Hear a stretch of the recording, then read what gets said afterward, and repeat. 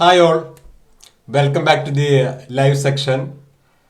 നമ്മൾ ഇന്ന് live വന്നിരിക്കുന്നതിൻ്റെ main ഉദ്ദേശം എന്ന് പറയുന്നത് കരിക്കുലർ അക്കാദമിയുടെ ഒരു ലൈവ് സെക്ഷൻ. ആ ലൈവ് സെക്ഷനിൽ മെയിനായിട്ട് ഡിസ്കസ് ചെയ്യുന്നത് MEP എസ്റ്റിമേഷനെ പറ്റിയിട്ടുള്ള ഡീറ്റെയിൽസ് ആണ് നമ്മൾ പറയാൻ പോകുന്നത്.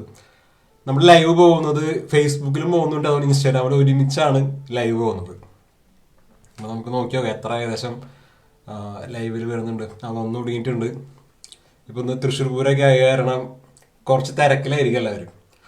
പക്ഷെ നമ്മളിന്ന് ഈ ഈവനിങ് സമയത്ത് ഒരു MEP എസ്റ്റിമേഷനെ പറ്റിയിട്ട് ഒന്ന് ഷോർട്ടായിട്ടൊരു 45 മിനിറ്റ്സ് ഡിസ്കസ് ചെയ്യാൻ വേണ്ടിയിട്ടാണ് നമ്മൾ 2 ആഴ്ച കൂടുമ്പോൾ ലൈവിൽ വരും. ലൈവിൽ വന്നിട്ട് പെർട്ടിക്കുലർ ടോപ്പിക്കിനെ പറ്റിയിട്ട് നമ്മൾ കോമൺ ആയിട്ട് ഡിസ്കസ് ചെയ്യും. അതിൽ ക്വസ്റ്റ്യൻ ചോദിക്കണമെന്ന് ചോദിക്കാം.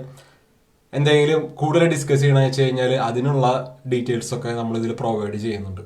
ഓക്കെ, അപ്പോൾ ആദ്യമായിട്ടാണ് ഈ ലൈവ് സെക്ഷൻ കാണുന്നത് വെച്ച് കഴിഞ്ഞാൽ എൻ്റെ പേര് മെഫിൻ ഫ്രാൻസിസ്. ഞാൻ കരിക്കുലർ അക്കാദമിയുടെ മാനേജിംഗ് പാർട്ണറും അതുപോലെ തന്നെ കരിക്കുലർ അക്കാദമിയുടെ എഞ്ചിനീയറിംഗ് ഡിവിഷന്റെ മെന്ററും കൂടിയാണ്.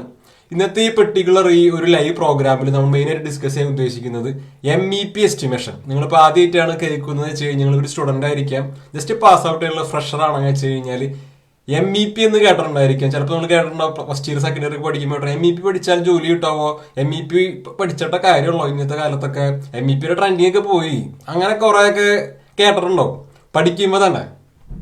അപ്പോൾ MEPയിൽ നമുക്ക് കൂടുതൽ പഠിച്ചിട്ടുണ്ടെങ്കിൽ വെച്ചാൽ ഇപ്പോഴത്തെ കാലഘട്ടത്തിൽ പിടിച്ചു നിൽക്കാൻ പറ്റുമോ, അതുപോലെ തന്നെ ജോബും സാലറിയൊക്കെ നമുക്ക് കിട്ടും നമുക്ക്. അങ്ങനത്തെ കാര്യങ്ങളൊക്കെയാണ് നമ്മൾ ഈ ഒരു സെക്ഷനിൽ നമ്മൾ ഡിസ്കസ് ചെയ്യാൻ പോകുന്നത്. അപ്പം ഞാൻ ഒന്നും കൂടി ലൈവ് നോക്കുന്നുണ്ട് കേട്ടോ, ലൈവിൽ എത്ര ആൾക്കാർ വന്നിട്ടുണ്ടെന്ന്. കുറച്ച് ആൾക്കാരായി കഴിഞ്ഞാൽ നമുക്ക് സെക്ഷനിലേക്ക് കടക്കാം നമുക്ക്. ഓക്കെ,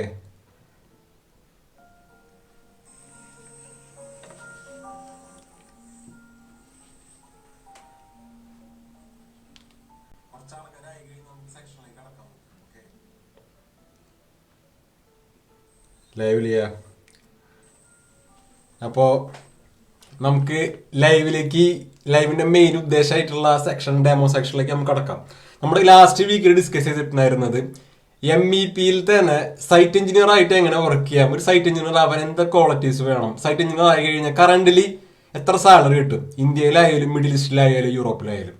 അങ്ങനത്തെ കാര്യങ്ങളൊക്കെ ആയിരുന്നു 2 ആഴ്ച മുന്നേ നമ്മൾ ഇതേപോലെ തന്നെ ലൈവിൽ വന്നിട്ട് ഇന്ത്യൻ ടൈം ഒരു 6:30 സമയത്താണ്, 6:30-7 മണി സമയത്താണ് നമ്മൾ ജനറലി ലൈവിൽ വരാം.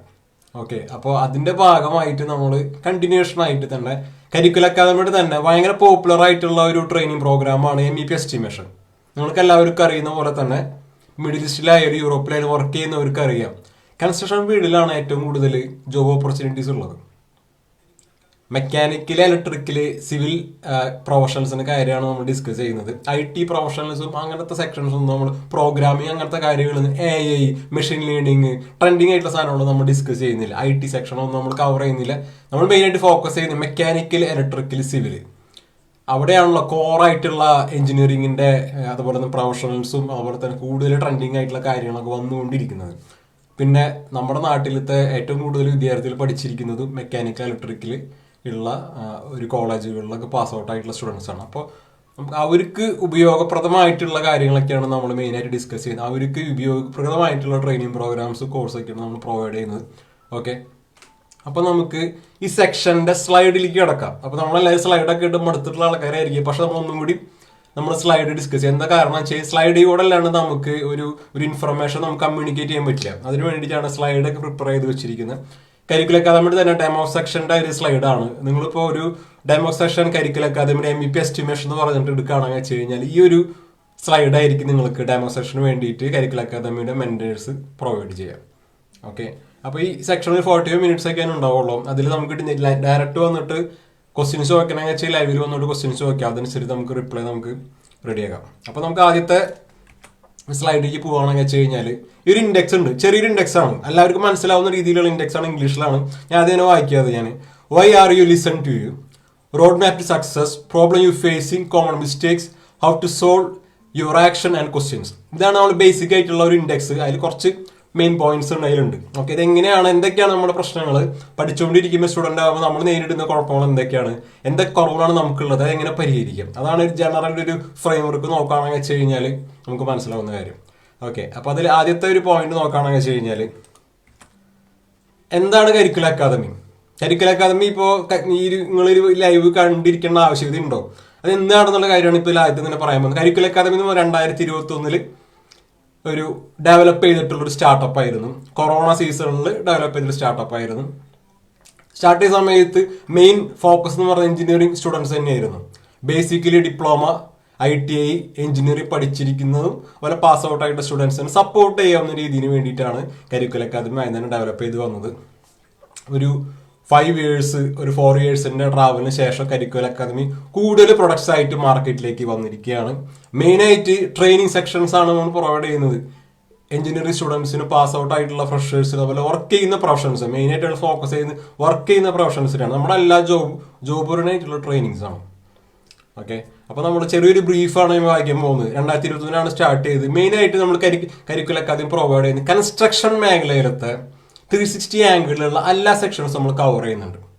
അതായത് ഡിസൈനിങ് സെക്ഷൻ ആയാലും, കാൽക്കുലേഷൻ ആയാലും, എസ്റ്റിമേഷൻ ആയാലും, പ്ലാനിങ് ആയാലും, സൈറ്റ് എഞ്ചിനീയറിംഗ് ട്രെയിനിങ് സെക്ഷൻസ് ഉണ്ട്, ലൈറ്റ് ഡിസൈനിങ് ട്രെയിനിങ് സെക്ഷൻ ഉണ്ട്. ഒരു വിധപ്പെട്ട എല്ലാ ട്രെയിനിങ് സെക്ഷനും നമ്മൾ അതിൽ കവർ ചെയ്യുന്നുണ്ട്. കൺസ്ട്രക്ഷൻ ഫീൽഡിനുള്ളിലത്തെ ഒരു പ്രൊജക്ട് ടീമിൽ പോയിട്ട് നമ്മൾ വർക്ക് ചെയ്യുമ്പോൾ നമുക്കറിയാം ഒരു പ്രൊജക്ട് ലൈഫ് സൈക്കിൾ എന്നൊക്കെ ഇപ്പോൾ എഞ്ചിനീയറിംഗ് സ്റ്റുഡൻസും അതുപോലെ പാസ് ഔട്ട് ആയിട്ടുള്ള ഫ്രഷേഴ്സും ഒക്കെ ആണെങ്കിൽ പെട്ടെന്ന് മനസ്സിലാവും. ഒരു പ്രൊജക്ട് ലൈഫ് സൈക്കിൾ ഉണ്ട്. ആ ലൈഫ് സൈക്കിളിനുള്ളിൽ പെട്ടിട്ടുള്ള എല്ലാ ട്രെയിനിങ്സും നമ്മൾ പ്രൊവൈഡ് ചെയ്യുന്നുണ്ട്. പ്രൊജക്ട് ലൈഫ് സൈക്കിൾ എന്ന് പറഞ്ഞിട്ടുണ്ടെങ്കിൽ വെച്ച് കഴിഞ്ഞാൽ എന്താണ്? സ്റ്റാർട്ടിങ്ങിൽ ഇനീസിയേഷൻ, പ്ലാനിങ്ങിന് ശേഷം എന്തുണ്ടാവും? എക്സിക്യൂഷൻ ഉണ്ടാവും. എക്സിക്യൂഷനായിട്ട് മോണിറ്ററിങ്, കൺട്രോളിങ് വരും. അതിനുശേഷം പ്രൊജക്ട് ക്ലോസ് ചെയ്യും. അപ്പോൾ ഈ ഒരു പ്രൊജക്ട് ലൈഫ് സൈക്കിളിനുള്ളിലത്തെ എന്തൊക്കെ ജോബ് ടൈറ്റിൽസ് ആണ് വരുന്നത്, ആ ജോബ് ടൈറ്റിൽസിന് പറ്റിയിട്ടുള്ള ഡയറക്റ്റ് ട്രെയിനിങ് ആണ് നമ്മൾ പ്രൊവൈഡ് ചെയ്യുന്നത്. നമുക്ക് നിങ്ങളൊരു സൈറ്റ് എഞ്ചിനീയർ ആവാം, മെക്കാനിക്കൽ എസ്റ്റിമേറ്റർ ആവാം, നിങ്ങൾ പ്ലാനിങ് എഞ്ചിനീയർ ആയിരിക്കാം, നിങ്ങൾ ക്വാളിറ്റി കൺട്രോളർ ആയിരിക്കാം, നിങ്ങളൊരു സേഫ്റ്റി എഞ്ചിനീയർ ആയിരിക്കാം. ഇങ്ങനത്തെ ഒരു ജോബ് ടൈറ്റിൽ വന്നു കഴിഞ്ഞാൽ നിങ്ങൾക്ക് കരിക്കുലർ അക്കാദമിയുടെ അണ്ടറിൽ ട്രെയിനിങ് എടുക്കാം. ഇതാണ് നമ്മൾ ബേസിക്കലി നമ്മൾ പ്രൊവൈഡ് ചെയ്യുന്ന എഞ്ചിനീയറിംഗ് ഡിവിഷനിൽ.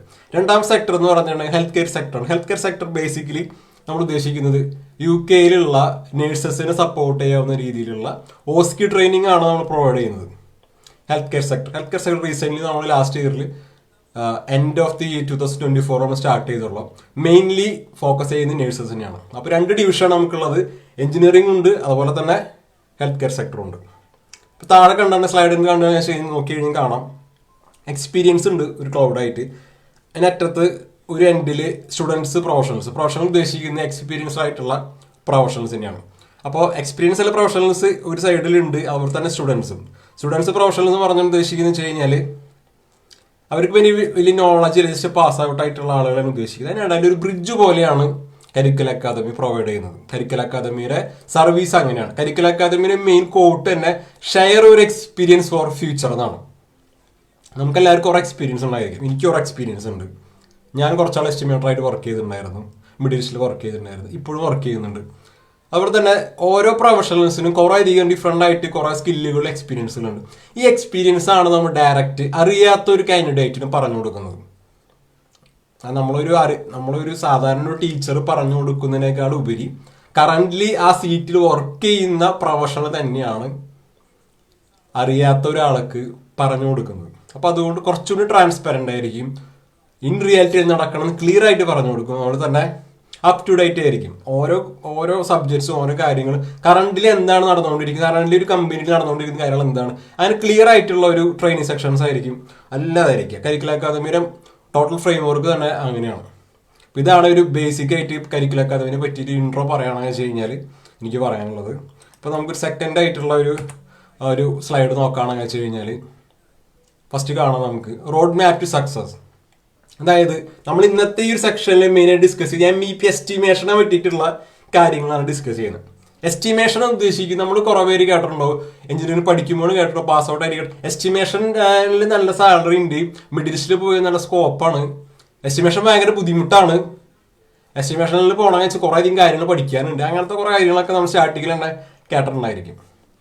അപ്പോൾ സ്ലൈഡ് നോക്കുകയാണെന്ന് വെച്ച് കഴിഞ്ഞാൽ കാണാം കുറേ അധികം ജോബ് ടൈറ്റിൽസ് ഉണ്ട് എസ്റ്റിമേഷൻ്റെ അണ്ടറിൽ.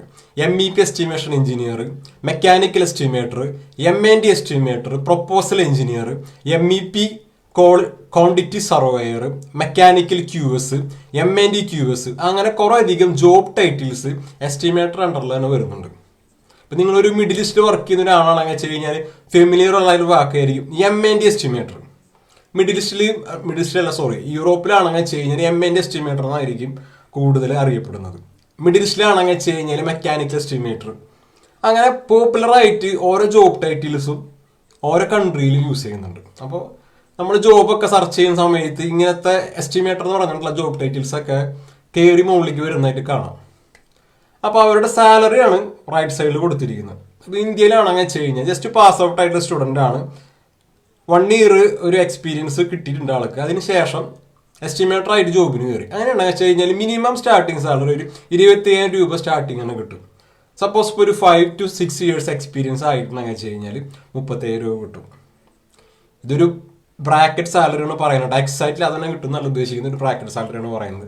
അവിടെ തന്നെ ഒരു 10+ ഇയേഴ്സ് എക്സ്പീരിയൻസ്, ഒരു 15 എക്സ്പീരിയൻസ് ഉണ്ടെന്ന് വെച്ച് കഴിഞ്ഞാൽ 60,000 രൂപ വരെ സാലറി കിട്ടും. ഇന്ത്യയിലത്തെ കാര്യമാണ് പറയുന്നത്. അതുപോലെ തന്നെ UAE വെച്ച് നോക്കുകയാണെന്ന് വെച്ച് കഴിഞ്ഞാൽ മിഡിൽ ഈസ്റ്റ് എന്ന് പറയുന്നു. അതിലെ UAE കൺട്രി എടുത്ത് നോക്കുകയാണെങ്കിൽ അതിൽ സ്റ്റാർട്ടിങ് സാലറി തന്നെ 2,500 AED ആയിരിക്കും കിട്ടുക. 2,500 AED എന്ന് പറഞ്ഞാൽ വളരെ ബേസിക് ആയിട്ടൊരു സാലറിയാണ്, സ്റ്റാർട്ടിങ് സാലറി. ഓക്കെ, പിന്നെ ഒരു 5 ഇയേഴ്സ് ഒക്കെ എക്സ്പീരിയൻസ് ആയിട്ടുണ്ടെന്ന് വെച്ച് കഴിഞ്ഞാൽ 3,500 ദറംസിലൊക്കെ സാലറി എത്തും. പിന്നെ വീണ്ടും ഒരു 8 to 15 ഇയേഴ്സ് ഒക്കെ എക്സ്പീരിയൻസ് ആയിട്ടുണ്ടെന്ന് വെച്ച് കഴിഞ്ഞാൽ 5,000 ദറംസ് സാലറി കിട്ടും. അപ്പോൾ നമുക്ക് എല്ലാവർക്കും അറിയാം, എഞ്ചിനീയേഴ്സ് എന്ന് പറഞ്ഞിട്ടുണ്ടെന്ന് വെച്ച് കഴിഞ്ഞാൽ ഒരു സ്ഥലത്ത് ഗ്രോത്ത് നിലച്ചു പോകുന്ന പ്രൊഫഷണൽസ് അല്ല. ഓരോ വർഷം കഴിയുന്നതോറും നമുക്ക് എക്സ്പീരിയൻസ് കിട്ടും, നമുക്ക് പുതിയ പുതിയ കാര്യങ്ങൾ പഠിക്കും. അങ്ങനെയാണ് നമ്മളൊരു പ്രൊഫഷണൽ ഡെവലപ്മെന്റ് ഉണ്ടാവുന്നത്. ഇപ്പോൾ യൂറോപ്പിലാണെങ്കിൽ വെച്ച് കഴിഞ്ഞാൽ കറന്റ് വർക്ക് ചെയ്യുന്നത് യൂറോപ്പിലാണ്, UK ഞാൻ വർക്ക് ചെയ്യുന്നത്. അപ്പോൾ ഇവിടുത്തെ ഒരു സാലറി ബ്രാക്കറ്റ് നോക്കുകയാണെന്ന് വെച്ച് കഴിഞ്ഞാൽ 2,000 പൗണ്ട് സ്റ്റാർട്ടിങ് സാലറി. എഞ്ചിനീയറുടെ സ്റ്റാർട്ടിങ് സാലറി 2,000 പൗണ്ടാണ്. ചെറിയൊരു 10% വേരിയേഷൻ മുകളിലേക്കും താഴേക്കും ഉണ്ടാവും. അതിനുശേഷം പിന്നെ ഒരു 6 to 7 years experience same professional ആയിട്ടുണ്ടെന്ന് വെച്ച് കഴിഞ്ഞാൽ 2,800 പൗണ്ട് ആയിരിക്കും സാലറി ആയിരിക്കും. അതിനുശേഷം ഒരു 10+ ഇയേഴ്സ് എക്സ്പീരിയൻസ് ആണെങ്കിൽ വെച്ചാൽ ഒരു 3,500 ബ്രാക്കറ്റിലേക്കൊക്കെ സാലറി പോകും. പൗണ്ടിലാണ്, യൂറോപ്പിലായതുകൊണ്ട്. ഇപ്പോൾ UK സാലറിയാണ് ഇതിന് മെൻഷൻ ചെയ്തിരിക്കുന്നത്. എന്നല്ലാതെ ഇന്ത്യയിൽ നിങ്ങൾക്കും പോയി കഴിഞ്ഞ് സെർച്ച് ചെയ്ത് കഴിഞ്ഞാൽ കാണാം, നമ്മളായിട്ട് ഉണ്ടാക്കിയെടുത്തിട്ടുള്ള ഒരു സാലറി ബ്രാക്കറ്റ് അല്ലത്. ഇന്ത്യയിൽ പോയി സെർച്ച് ചെയ്തിട്ട് MEP estimator salary, MND estimator salary അടിച്ചു കൊടുത്തിട്ടുണ്ടെന്ന് വെച്ചാൽ കൃത്യമായിട്ട് സാലറി ബ്രാക്കറ്റ് ഏത് രാജ്യത്തിൻ്റെയാണെന്ന് വെച്ച് കഴിഞ്ഞാൽ കൃത്യമായിട്ട് വരും. അപ്പോൾ സാലറിയുടെ റേഞ്ച് ഇങ്ങനെയാണ്. ഒരു എസ്റ്റിമേറ്റർ ആയിട്ട് വർക്ക് ചെയ്യണമെങ്കിൽ ഇത്രയധികം സാലറി കറണ്ട് മാർക്കറ്റിൽ അവൈലബിൾ ആണ്. അപ്പോൾ നിങ്ങളൊരു മെക്കാനിക്കൽ, ഇലക്ട്രിക്കൽ, സിവിൽ എഞ്ചിനീയർ ആണ്, ജസ്റ്റ് പാസ് ഔട്ട് ആയിട്ടുള്ള ഒരു പ്രൊഫഷൻ ആണെന്ന് വെച്ച് കഴിഞ്ഞാൽ ഏറ്റവും നല്ലൊരു പ്രൊഫഷനാണ്. പെട്ടെന്ന് ജോലി കിട്ടാനും, നമുക്ക് ജോലി സ്റ്റാർട്ടിങ് കിട്ടിയാൽ മാത്രം പോരാ, നമുക്കൊരു ഗ്രോത്ത് വേണം ഏതൊരു പ്രൊഫഷൻ ആയാലും. അങ്ങനെ നല്ല ഗ്രോത്തോടു കൂടെ നമുക്ക് കാര്യങ്ങളൊക്കെ പഠിച്ചുകൊണ്ട് നമ്മുടെ സ്കില്ലൊക്കെ യൂസ് ചെയ്തിട്ട് ഇരിക്കാൻ പറ്റും നല്ലൊരു പ്രൊഫഷനാണ് MEP എസ്റ്റിമേഷൻ എന്ന് പറയുന്ന ഒരു മേഖല. ഓക്കെ, അപ്പോൾ നമ്മൾ അടുത്ത സ്ലൈഡിലേക്ക് പോകണം കേട്ടോ. അടുത്ത സ്ലൈഡിൽ നമ്മൾ ഡിസ്കസ് ചെയ്യുന്നത്, ഇതൊരു കോമൺ ആയിട്ടുള്ള സ്ലൈഡാണ്, നമ്മളെല്ലാ പ്രസൻറ്റേഷനിലും PPTയിൽ ഇത് ഉണ്ടാവുന്ന ഒരു സ്ലൈഡാണ്. ഇതിൽ മെയിനായിട്ട് ഫോക്കസ് ചെയ്യുന്നത് ഏറ്റവും കൂടുതൽ ജോലി കൊടുക്കുന്ന മേഖല ഏതാണ് കറണ്ട് മാർക്കറ്റിൽ. നമുക്ക് കാണാം, ഇവിടെ ഒരു ചാർട്ട് റെഡി ആക്കിയിട്ടുണ്ട്, ഗ്രാഫിക് റെപ്രസെൻറ്റേഷൻ ആണ് ഈ കാണുന്നത്. അതിൽ നോക്കിയിട്ടുണ്ടെങ്കിൽ കാണാം കൺസ്ട്രക്ഷൻ ഫീൽഡിലാണ് 50% ജോബുകൾ എടുക്കുന്നത് കൺസ്ട്രക്ഷൻ ഫീൽഡിലാണ്. ചിലപ്പോൾ നിങ്ങൾ സെയിൽസിലായിരിക്കാം, ചിലപ്പോൾ നിങ്ങളിപ്പോൾ ഒരു എന്താ പറയുന്നത് സേഫ്റ്റിയിലായിരിക്കാം, പ്രൊഡക്റ്റ് ഡെവലപ്മെൻറ്റ് സെക്ഷനിലായിരിക്കാം, QC ആയിട്ടായിരിക്കാം. കുറേ അധികം ജോബ് ടൈറ്റിൽസ് അല്ലാതും വരുന്നത് കൺസ്ട്രക്ഷൻ ഫീൽഡിലാണ്. നിങ്ങളുടെ ഫ്രണ്ട്സിനോട് ചോദിച്ചോ, നിങ്ങളുടെ അയൽവക്കാരോട് ചോദിച്ചോ, നിങ്ങളുടെ കൊളീഗ്സിനോട് ചോദിച്ചോ, ഒരുവിധപ്പെട്ട എല്ലാ ആളുകളും വർക്ക് ചെയ്യുന്ന കൺസ്ട്രക്ഷൻ ഫീൽഡിൽ ഏതെങ്കിലും ഒരു പോയിന്റിലായിരിക്കാം, പ്രൊജക്ട് ഡിപ്പാർട്ട്മെന്റിലായിരിക്കാം. ഓക്കെ, അപ്പം അതുകൊണ്ട് കൺസ്ട്രക്ഷൻ ഫീൽഡാണ് 50% ജോബ് കൊടുക്കുന്നത് കൺസ്ട്രക്ഷൻ ഫീൽഡിൻ്റെ ഉള്ളിലത്തെ കമ്പനികളാണ്. അതാദ്യം മനസ്സിലായി. നമ്മളവിടെ ഫോക്കസ് ചെയ്യുന്നത് മെക്കാനിക്കൽ, ഇലക്ട്രിക്കൽ, സിവിൽ കാൻഡിഡേറ്റ്സിൻ്റെയും പ്രൊഫഷണൽസിൻ്റെയും കാര്യം നമ്മൾ ഫോക്കസ് ചെയ്യുന്നത്. ഓക്കെ, IT സെക്ടർ നമ്മളിവിടെ കൺസിഡർ ചെയ്യുന്നില്ല.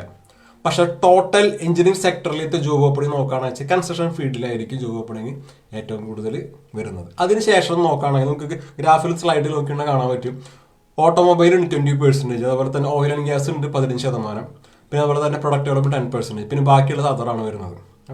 അപ്പോൾ നമ്മളൊരു ഫീൽഡ് തിരഞ്ഞെടുക്കുമ്പോൾ നമുക്കൊരു ഗ്രോത്ത് ഉണ്ടാവണം.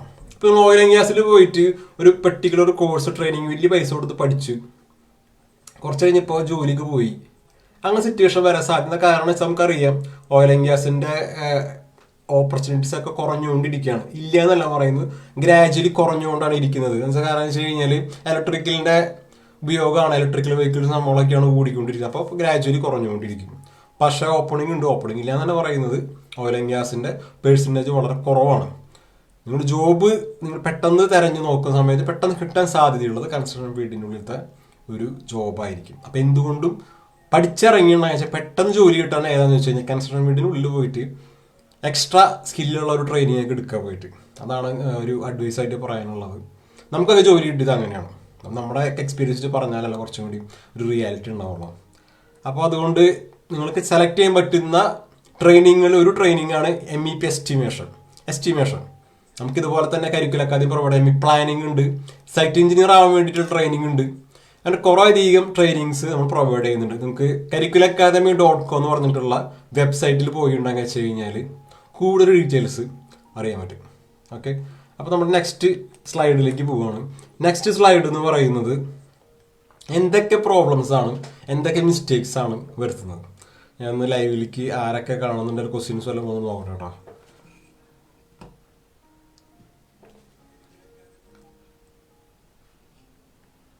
ലൈവില് ഓക്കെ,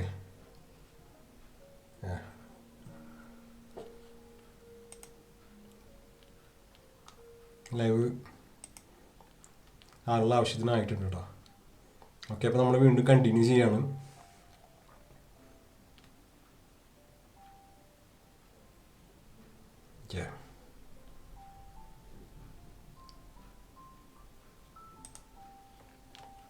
ഓക്കെ, അപ്പോൾ ഇനി അടുത്തൊരു സ്ലൈഡ് എന്ന് പറയുന്നത് അതിന് ട്രഡീഷണൽ ആണ്. ഇനി സ്ലൈഡൊക്കെ ഇങ്ങനെ കേൾക്കാൻ സ്ലൈഡൊക്കെ കണ്ടും അടുത്ത ആളുകളാണ് വെച്ചാൽ വീണ്ടും സ്ലൈഡ് തന്നെയുള്ള വരണം വിചാരിക്കും. പക്ഷേ സ്ലൈഡിൽ ഇൻഫർമേഷൻസ് കുറേ അറ്റാച്ച് ചെയ്യാൻ പറ്റും. അതുകൊണ്ടാണ് നമ്മൾ സ്ലൈഡായിട്ട് റെപ്രസെന്റ് ചെയ്യുന്നത്. അപ്പോൾ സ്ലൈഡിലത്തെ ആദ്യത്തെ ഒരു പോയിന്റ് നോക്കുകയാണെന്ന് വെച്ചാൽ എന്തൊക്കെ പ്രശ്നങ്ങളാണ് നമുക്കുള്ളത്, എങ്ങനെ ഇതിനെ ഫേസ് ചെയ്യും, ഈ പ്രശ്നങ്ങൾ എങ്ങനെ നമുക്ക് കവർ ചെയ്യാൻ പറ്റും, അതാണ് ഈ സ്ലൈഡിൽ മെയിനായിട്ട് ഉദ്ദേശിക്കുന്നത്. റൈറ്റ് സൈഡിൽ കുറേ പിക്ചേഴ്സ് കാണാം. ഫുട്ബോൾ കളിക്കുന്ന ആളുണ്ട്, താഴത്ത് കുറേ പിള്ളേർ ഇങ്ങനെ ഇരിക്കുന്നുണ്ട്, പിന്നെ താഴത്ത് കുറേ ഫ്രൂട്ട്സ് ഒക്കെ നിരത്തി വെച്ചിട്ടുണ്ട്, പിന്നെ ഏറ്റവും താഴത്ത് ഒരു ലേഡി ഭയങ്കരമായിട്ട് ചിന്തിച്ചിട്ട് ഇങ്ങനെ ഒരു വാളിലേക്ക് നോക്കി നിൽക്കുന്നുണ്ട്. അപ്പോൾ ഇങ്ങനത്തെ പിക്ചേഴ്സാണ് റൈറ്റ് സൈഡിലുള്ളത്. ലെഫ്റ്റ് സൈഡിലേക്ക് നോക്കുകയാണെന്ന് വെച്ച് കഴിഞ്ഞാൽ കുറേ പോയിന്റ്സ്. അതിൽ ആദ്യത്തെ പോയിന്റ് ആണ് develop your skills out of the college. നമ്മൾ കോളേജിൽ പഠിക്കുന്ന സമയത്ത് നിങ്ങളിപ്പോൾ ഡിപ്ലോമ പഠിച്ചിട്ടുണ്ടോ, IT പഠിച്ചിട്ടുണ്ടോ, എഞ്ചിനീയറിംഗ് പഠിച്ചിട്ടുണ്ടോ, കോളേജിൽ പഠിക്കുമ്പോൾ ഒരു ക്ലാസ്സിൽ 60 സ്റ്റുഡൻസ് ഉണ്ടെന്ന് വെച്ച് കഴിഞ്ഞാൽ 60 സ്റ്റുഡൻസിലേക്ക് പഠിക്കുന്ന കാര്യങ്ങൾ കോമൺ ആയിരിക്കും. അതൊരു ജനറൽ നോളജാണ്. നമുക്ക് എല്ലാവർക്കും അറിയാം നമ്മൾ പഠിക്കുന്ന സിലബസ് കുറച്ച് ട്രഡീഷണൽ ആയിട്ടുള്ള ഇൻഡസ്ട്രിയൽ ഗ്രേഡുള്ള കുറച്ച് 10-20 വർഷം പഴക്കമുള്ള ഒരു സിലബസാണ്. കറണ്ട് മാർക്കറ്റിൽ നമുക്ക് യൂസ് ചെയ്യാൻ പറ്റില്ല. കുറച്ച് പഴയ സിലബസ് ആണ് നമ്മൾ പഠിക്കുന്നത്, എല്ലാവർക്കും അറിയുന്ന കാര്യം തന്നെയാണ്. അപ്പം അതുകൊണ്ട് നമ്മൾ പഠിക്കുന്ന സിലബസ് ഒരു ജനറൽ നോളജാണ്. ആ ജനറൽ നോളജിൽ നിന്ന് വിട്ടിട്ട് നമുക്ക് നമ്മുടേതായിട്ടുള്ള കഴിവുകളും സ്കില്ലുകളും എക്സ്ട്രാ ഉണ്ടാക്കിയെടുക്കണം. എക്സ്ട്രാ ഉണ്ടാക്കിയെടുത്താൽ മാത്രമാണ് ഇപ്പോഴത്തെ കാലഘട്ടത്തിൽ ജോലി കിട്ടുള്ളൂ. അല്ലാണ്ട് പഠിച്ചിറങ്ങി ഞാൻ എഞ്ചിനീയറിംഗ് പഠിച്ചു എനിക്ക് ജോലിയൊന്നും കിട്ടിയില്ല, ഞാൻ വീട്ടിൽ വെറുതെ ഇരിക്കുകയാണ്, PSCക്ക് പോകുന്നുണ്ട്, ഞാൻ PSCന് കുറ്റം പറയല്ല, ഈ ട്രെയിനിങ് പഠിക്കാൻ പോകുന്നുണ്ട്, ആ ട്രെയിനിങ് പഠിക്കാൻ പോകുന്നുണ്ട്. എന്തുകൊണ്ടാണ് നമുക്ക് അങ്ങനെ ഒരു സാഹചര്യത്തിലേക്ക് എത്തിപ്പെടുന്നത്? നമ്മുടെ കഴിവുകൾ അങ്ങനെ തിരിച്ചറിയുക. കഴിവുകൾ കുറവുണ്ടെന്ന് വെച്ച് കഴിഞ്ഞാൽ അതിനുള്ള അത് കവർ ആയുള്ള ട്രെയിനിങ്സ് സ്കില്ലുകളൊക്കെ നമ്മൾ ഡെവലപ്പ് ചെയ്തെടുക്കുക. അതാണ് ആദ്യം ചെയ്യാനുള്ള ഒരു കാര്യം. പിന്നത്തെ ഒരു കാര്യം എന്ന് വെച്ച് കഴിഞ്ഞാൽ wait for the right time. നമ്മൾ എപ്പോഴും ഒരു നല്ലൊരു അവസരത്തിന് വേണ്ടിയിട്ട് നിന്നുകൊണ്ടേയിരിക്കും. എപ്പോഴും നമുക്ക് അവസരങ്ങൾ നമ്മുടെ ചുറ്റുമുണ്ട്, നമ്മുടെ കയ്യിൽ കുറച്ച് സ്കില്ലുകളൊക്കെ ഉണ്ട്, അതൊന്നും ഡെവലപ്പ് ചെയ്തെടുക്കാൻ നമ്മൾ ട്രൈ ചെയ്യില്ല. അപ്പം അതുകൊണ്ട് നല്ലൊരു സമയത്തിന് വേണ്ടിയിട്ട് എപ്പോഴും കാത്തിരിക്കും. നിങ്ങൾ ഫ്രഷറാണ്, ജസ്റ്റ് പാസ് ഔട്ട് ആയിട്ടൊരു സ്റ്റുഡൻ്റ് ആണെന്ന് വെച്ച് കഴിഞ്ഞാൽ ആദ്യം തന്നെ എനിക്ക് ഇത്ര സാലറി വേണം, എനിക്ക് 5000 ദിർഹം സാലറി വേണം, എനിക്ക് ഇത്ര സാലറി വേണം, എനിക്ക് 50,000 രൂപ സാലറി എനിക്ക് ഇന്ത്യയിൽ, നാട്ടിൽ, കേരളത്തിൽ വേണം എന്നൊക്കെ പറഞ്ഞിട്ടുണ്ടെങ്കിൽ വെച്ച് കഴിഞ്ഞാൽ ആരും തരാൻ പോകില്ല. എന്താ കാരണം വെച്ച് കഴിഞ്ഞാൽ നമുക്ക് അതിന് നല്ല സ്കില്ലുകൾ വേണം. ആ ഒരു സീറ്റിൽ കസേരയിൽ പോയിരുന്നുണ്ടെങ്കിൽ ഇത്രയധികം കാര്യങ്ങളൊക്കെ നിങ്ങൾക്ക് ചെയ്യാൻ പറ്റും. അങ്ങനത്തെ കാര്യങ്ങളൊക്കെ അതിനുള്ള കഴിവുണ്ടെങ്കിൽ മാത്രമാണ് സാലറി കിട്ടുള്ളൂ, ഇത്ര പേര് സാലറി. അപ്പം അതുകൊണ്ട് നല്ലൊരു അവസരത്തിന് വേണ്ടിയിട്ട് നമ്മളെപ്പോഴും ഇങ്ങനെ കാത്തു നിൽക്കും. പെട്ടെന്ന് തന്നെ നമ്മൾ പഠിച്ചിട്ടുണ്ടെങ്കിൽ പാസ് ഔട്ട് ആയിട്ട് പെട്ടെന്ന് തന്നെ ഇൻഡസ്ട്രിയിലേക്ക് ഇറങ്ങണം, അല്ലെങ്കിൽ മാർക്കറ്റിലേക്ക് നമ്മൾ ഇറങ്ങണം. കിട്ടുന്ന സാലറിയിൽ ജോലിക്ക് ഇറങ്ങാം. ജോലിക്ക് ഇറങ്ങിയതിന് ശേഷം ഒരു 3-4 കൊല്ലം കഴിഞ്ഞിട്ടുണ്ടെങ്കിൽ ആ ഒരു ജോബിൽ നിങ്ങൾക്ക് കുറച്ച് കാര്യങ്ങളൊക്കെ മനസ്സിലാവും. നിങ്ങളൊന്നും അറിയാണ്ട് 0 ആയിട്ട് പോയ ഒരാളാണെന്ന് വെച്ച് കഴിഞ്ഞാൽ കുറച്ച് വർഷം കഴിയുമ്പോൾ ഓട്ടോമാറ്റിക്കലി കുറച്ച് കാര്യങ്ങളൊക്കെ നിങ്ങൾക്ക് പഠിക്കും. അപ്പോൾ നിങ്ങളുടെ കയ്യിൽ എന്താ എക്സ്പീരിയൻസ് ആയിട്ടുണ്ടെന്ന് വെച്ച് കഴിഞ്ഞാൽ CV ആഡ് ചെയ്യാൻ പറ്റും. നിങ്ങൾക്ക് വേണമെങ്കിൽ വെച്ച് കഴിഞ്ഞാൽ വേറൊരു ഓപ്പർച്യൂണിറ്റിയോ വേറൊരു കമ്പനിയോ ട്രൈ ചെയ്യാം. അപ്പോൾ നിങ്ങളുടെ കയ്യിൽ എക്സ്പീരിയൻസും ഉണ്ട്, പുതിയൊരു കമ്പനിക്ക് നോക്കാനുള്ള ഒരു ഓപ്പർച്യൂണിറ്റി കിട്ടുകയും ചെയ്തു. നമ്മൾ സ്റ്റാർട്ടിങ്ങിൽ ആ ഒരു ഡിസിഷൻ എടുത്തില്ലെങ്കിൽ വെച്ച് കഴിഞ്ഞാൽ നമുക്കത് ചെയ്യാൻ പറ്റില്ല. അപ്പോൾ എത്രയും പെട്ടെന്ന് കിട്ടുന്ന സാലറിക്ക് പാസ് ഔട്ട് ആയിരുന്ന ഫ്രഷർ ആണെന്ന് വെച്ച് കഴിഞ്ഞാൽ എൻ്റെ ഒരു അഭിപ്രായത്തിൽ അവസാനത്തെ വർഷം വിദ്യാർത്ഥികളാണ് ആ അവസാന വർഷത്തിൽ തന്നെ ജോബ് തിരഞ്ഞു തുടങ്ങിയതിന് ശേഷം പെട്ടെന്നൊരു കിട്ടുന്ന ജോലിക്ക് പാർട്ട് ടൈം ആയിട്ടുള്ള കിട്ടുന്ന ജോലിക്ക് കയറാം. അപ്പോൾ നമുക്കൊരു എക്സ്പീരിയൻസോ എന്തൊക്കെയാണ് നടക്കണത്, നമ്മൾ പഠിച്ച കാര്യങ്ങളൊക്കെ വല്ലതും നടക്കുമോ, പഠിച്ച കാര്യങ്ങളൊക്കെ വല്ലതും ചെയ്യാൻ പറ്റുമോ എന്നുള്ള കാര്യങ്ങൾ ചെറിയൊരു ഐഡിയ കിട്ടും. നമ്മൾ മെക്കാനിക്കൽ, ഇലക്ട്രിക്കൽ, സിവിൽ, ടെക്നിക്കൽ മേഖലയിൽ പ്രൊഫഷണലായിട്ട് വർക്ക് ചെയ്യുന്നവരുടെ കാര്യങ്ങളൊക്കെയാണ് നമ്മൾ പറഞ്ഞുകൊണ്ടിരിക്കുന്നത്. ഓക്കെ, അപ്പോൾ നമ്മൾ അടുത്ത പോയിന്റിലേക്ക് കടക്കാണ്. Lack of soft skills. എന്താണ് സോഫ്റ്റ് സ്കിൽസ്? നമ്മൾ കുറേ അധികം കേട്ടിട്ടുണ്ടായിരിക്കും, അത് ചെയ്യണം ഇത് ചെയ്യണമെന്ന് കേട്ടിട്ടുണ്ടാവും. നമ്മളെ ബുക്കിലുള്ള പഠനത്തിൽ നിന്നുപരി സോഫ്റ്റ് സ്കിൽസ് വേണം, കമ്മ്യൂണിക്കേഷൻ വേണം, ഒരു ലീഡർഷിപ്പ് വേണം. അങ്ങനത്തെ കുറച്ച് സോഫ്റ്റ് സ്കിൽസ് നമ്മൾ ഡെവലപ്പ് ചെയ്തെടുക്കണം. പഠിക്കുമ്പോൾ തന്നെ അത് ഡെവലപ്പ് ചെയ്തെടുക്കണം. എന്നാലാണ് നമ്മളൊരു ടീമിലേക്ക് ഒരു പ്രൊജക്ട് ടീമിനുള്ളിൽ പോയിട്ട് പല രാജ്യങ്ങളിൽ നിന്നുള്ള ആളുകളാണ് വന്നിട്ടുണ്ടാവും. ചിലപ്പോൾ യൂറോപ്പിലുള്ള കുറച്ച് പേരുണ്ടായിരിക്കാം, അല്ലെങ്കിൽ മിഡിൽ ഈസ്റ്റിലുള്ള കുറച്ച് പേരുണ്ടായിരിക്കാം. കുറേ ആളുകളായിട്ട് പല ഡിഫറെൻറ്റ് ലാംഗ്വേജ് സംസാരിക്കേണ്ടതായിട്ട് വരും. അങ്ങനെ ഒരു സാധ്യത വരുന്ന സമയത്ത് നമ്മുടെ കഴിവുകൾ വേറെ ആളൊക്കെ പ്രസന്റ് ചെയ്യാൻ പറ്റണമല്ലോ. അതിന് കമ്മ്യൂണിക്കേഷൻ വേണം. നന്നായിട്ട് സംസാരിക്കാനുള്ള കപ്പാസിറ്റി ഉണ്ടാക്കിയെടുക്കുക, കുറച്ചൊക്കെ ഇംഗ്ലീഷൊക്കെ പറയാൻ പഠിച്ചെടുക്കുക. ഇപ്പോൾ നോർത്ത് ഇന്ത്യയിലൊക്കെ ആയിട്ട് വർക്ക് ചെയ്യുകയാണെന്ന് വെച്ച് കഴിഞ്ഞാൽ ഹിന്ദിയൊക്കെ പഠിച്ചെടുക്കാൻ, മിഡിൽ ഈസ്റ്റ് ആണെങ്കിൽ വെച്ചാൽ ഹിന്ദി മസ്റ്റായിട്ട് അറിഞ്ഞിരിക്കണം. ഓക്കെ, അപ്പോൾ അങ്ങനത്തെ അതൊക്കെ ഒരു സോഫ്റ്റ് സ്കിൽ എക്സാമ്പിൾ പറയുന്നതാണ്. ഇതുപോലെ കുറേ അധികം സോഫ്റ്റ് സ്കിൽസ് ഉണ്ട്. ഈ സോഫ്റ്റ് സ്കിൽ അല്ലാതും പഠിച്ചെടുക്കുക. അപ്പോൾ അതൊരു മെയിൻ പോയിന്റാണ്. ചിലപ്പോൾ നിങ്ങൾക്ക് നല്ല കഴിവുണ്ടായിരിക്കാം, നല്ല കാര്യത്തിനെ പറ്റിയിട്ട് ഭയങ്കര അധികം അറിവുണ്ടായിരിക്കാം, സ്പീഡിൽ ചെയ്യാൻ പറ്റും കാര്യങ്ങൾ. പക്ഷേ സോഫ്റ്റ് സ്കിൽസിൽ നിങ്ങൾ വീക്കാണെന്ന് വെച്ച് കഴിഞ്ഞാൽ നിങ്ങളുടെ ജോലി പെട്ടെന്ന് തന്നെ പോകും, അധികം സമയമൊന്നും വേണ്ട വരില്ല. അപ്പോൾ നമുക്ക് രണ്ടും ബാലൻസ് ചെയ്യാൻ പറ്റണം. സോഫ്റ്റ് സ്കിൽസ് വേണം ഒരു സൈഡിൽ, അതുപോലെ തന്നെ നല്ല സ്കില്ലും വേണം, നല്ല തിയറിറ്റിക്കൽ നോളജും കാര്യങ്ങളും വേണം. രണ്ടും കൂടെ ചേർന്നാൽ മാത്രമാണ് നല്ലൊരു പ്രൊഫഷണലായിട്ട് വർക്ക് ചെയ്യാൻ പറ്റുള്ളൂ. അപ്പോൾ സോഫ്റ്റ് സ്കിൽസിൻ്റെ ഇമ്പോർട്ടൻസ് എന്താണെന്ന് മനസ്സിലായിട്ടുണ്ടെന്ന് പ്രതീക്ഷിക്കുന്നു. അത് ഇല്ലെങ്കിൽ വെച്ച് കഴിഞ്ഞാൽ ഡെവലപ്പ് ചെയ്തെടുക്കാൻ പറ്റും, എല്ലാം പോസിബിളാണ്, ഡെവലപ്പ് ചെയ്തെടുക്കാൻ പറ്റും. കോളേജിൽ പഠിച്ചുകൊണ്ടിരിക്കുമ്പോൾ ഡെവലപ്പ് ചെയ്തെടുക്കാൻ പറ്റും. നമ്മൾ പേഴ്സണൽ ഡെവലപ്മെന്റ് എന്നൊക്കെ പറഞ്ഞിട്ട് കോളേജിൽ ട്രെയിനിങ്സ് ആണല്ലോ പ്രൊവൈഡ് ചെയ്യുന്നുണ്ട്. പക്ഷെ അതിലുപരി നമ്മുടേതായിട്ടുള്ള സൈഡിൽ നമ്മുടെ കുറവുകൾ മനസ്സിലാക്കിക്കൊണ്ട് കുറച്ച് സോഫ്റ്റ് സ്കിൽസിലെ കുറച്ച് കാര്യങ്ങളൊക്കെ ചെയ്തിട്ട് പഠിക്കുക. അപ്പോൾ നമുക്ക് മാർക്കറ്റിലേക്ക് ഇറങ്ങുമ്പോൾ കുറച്ചും കൂടി നന്നായിട്ട് പെർഫോം ചെയ്യാൻ പറ്റും. ബാക്കിയുള്ളവരെ വെച്ചിട്ട് നോക്കുമ്പോൾ കുറച്ചുകൂടി നന്നായിട്ട് പെർഫോം ചെയ്യാൻ പറ്റും. പിന്നെ അടുത്തൊരു പോയിന്റ് നോക്കുകയാണെന്ന് വെച്ച് കഴിഞ്ഞാൽ ബിൽഡ് എ പോർട്ട്ഫോളിയോ അല്ലെങ്കിൽ റെസ്യൂം ഉണ്ടാക്കിയെടുക്കുക. CV എന്നൊക്കെ കേട്ടിട്ടുണ്ടാവും. നിങ്ങൾക്ക് CV ഉണ്ടോ, ബയോഡാറ്റ അയക്കും, അങ്ങനെയൊക്കെ കേട്ടിട്ടുണ്ടാവും.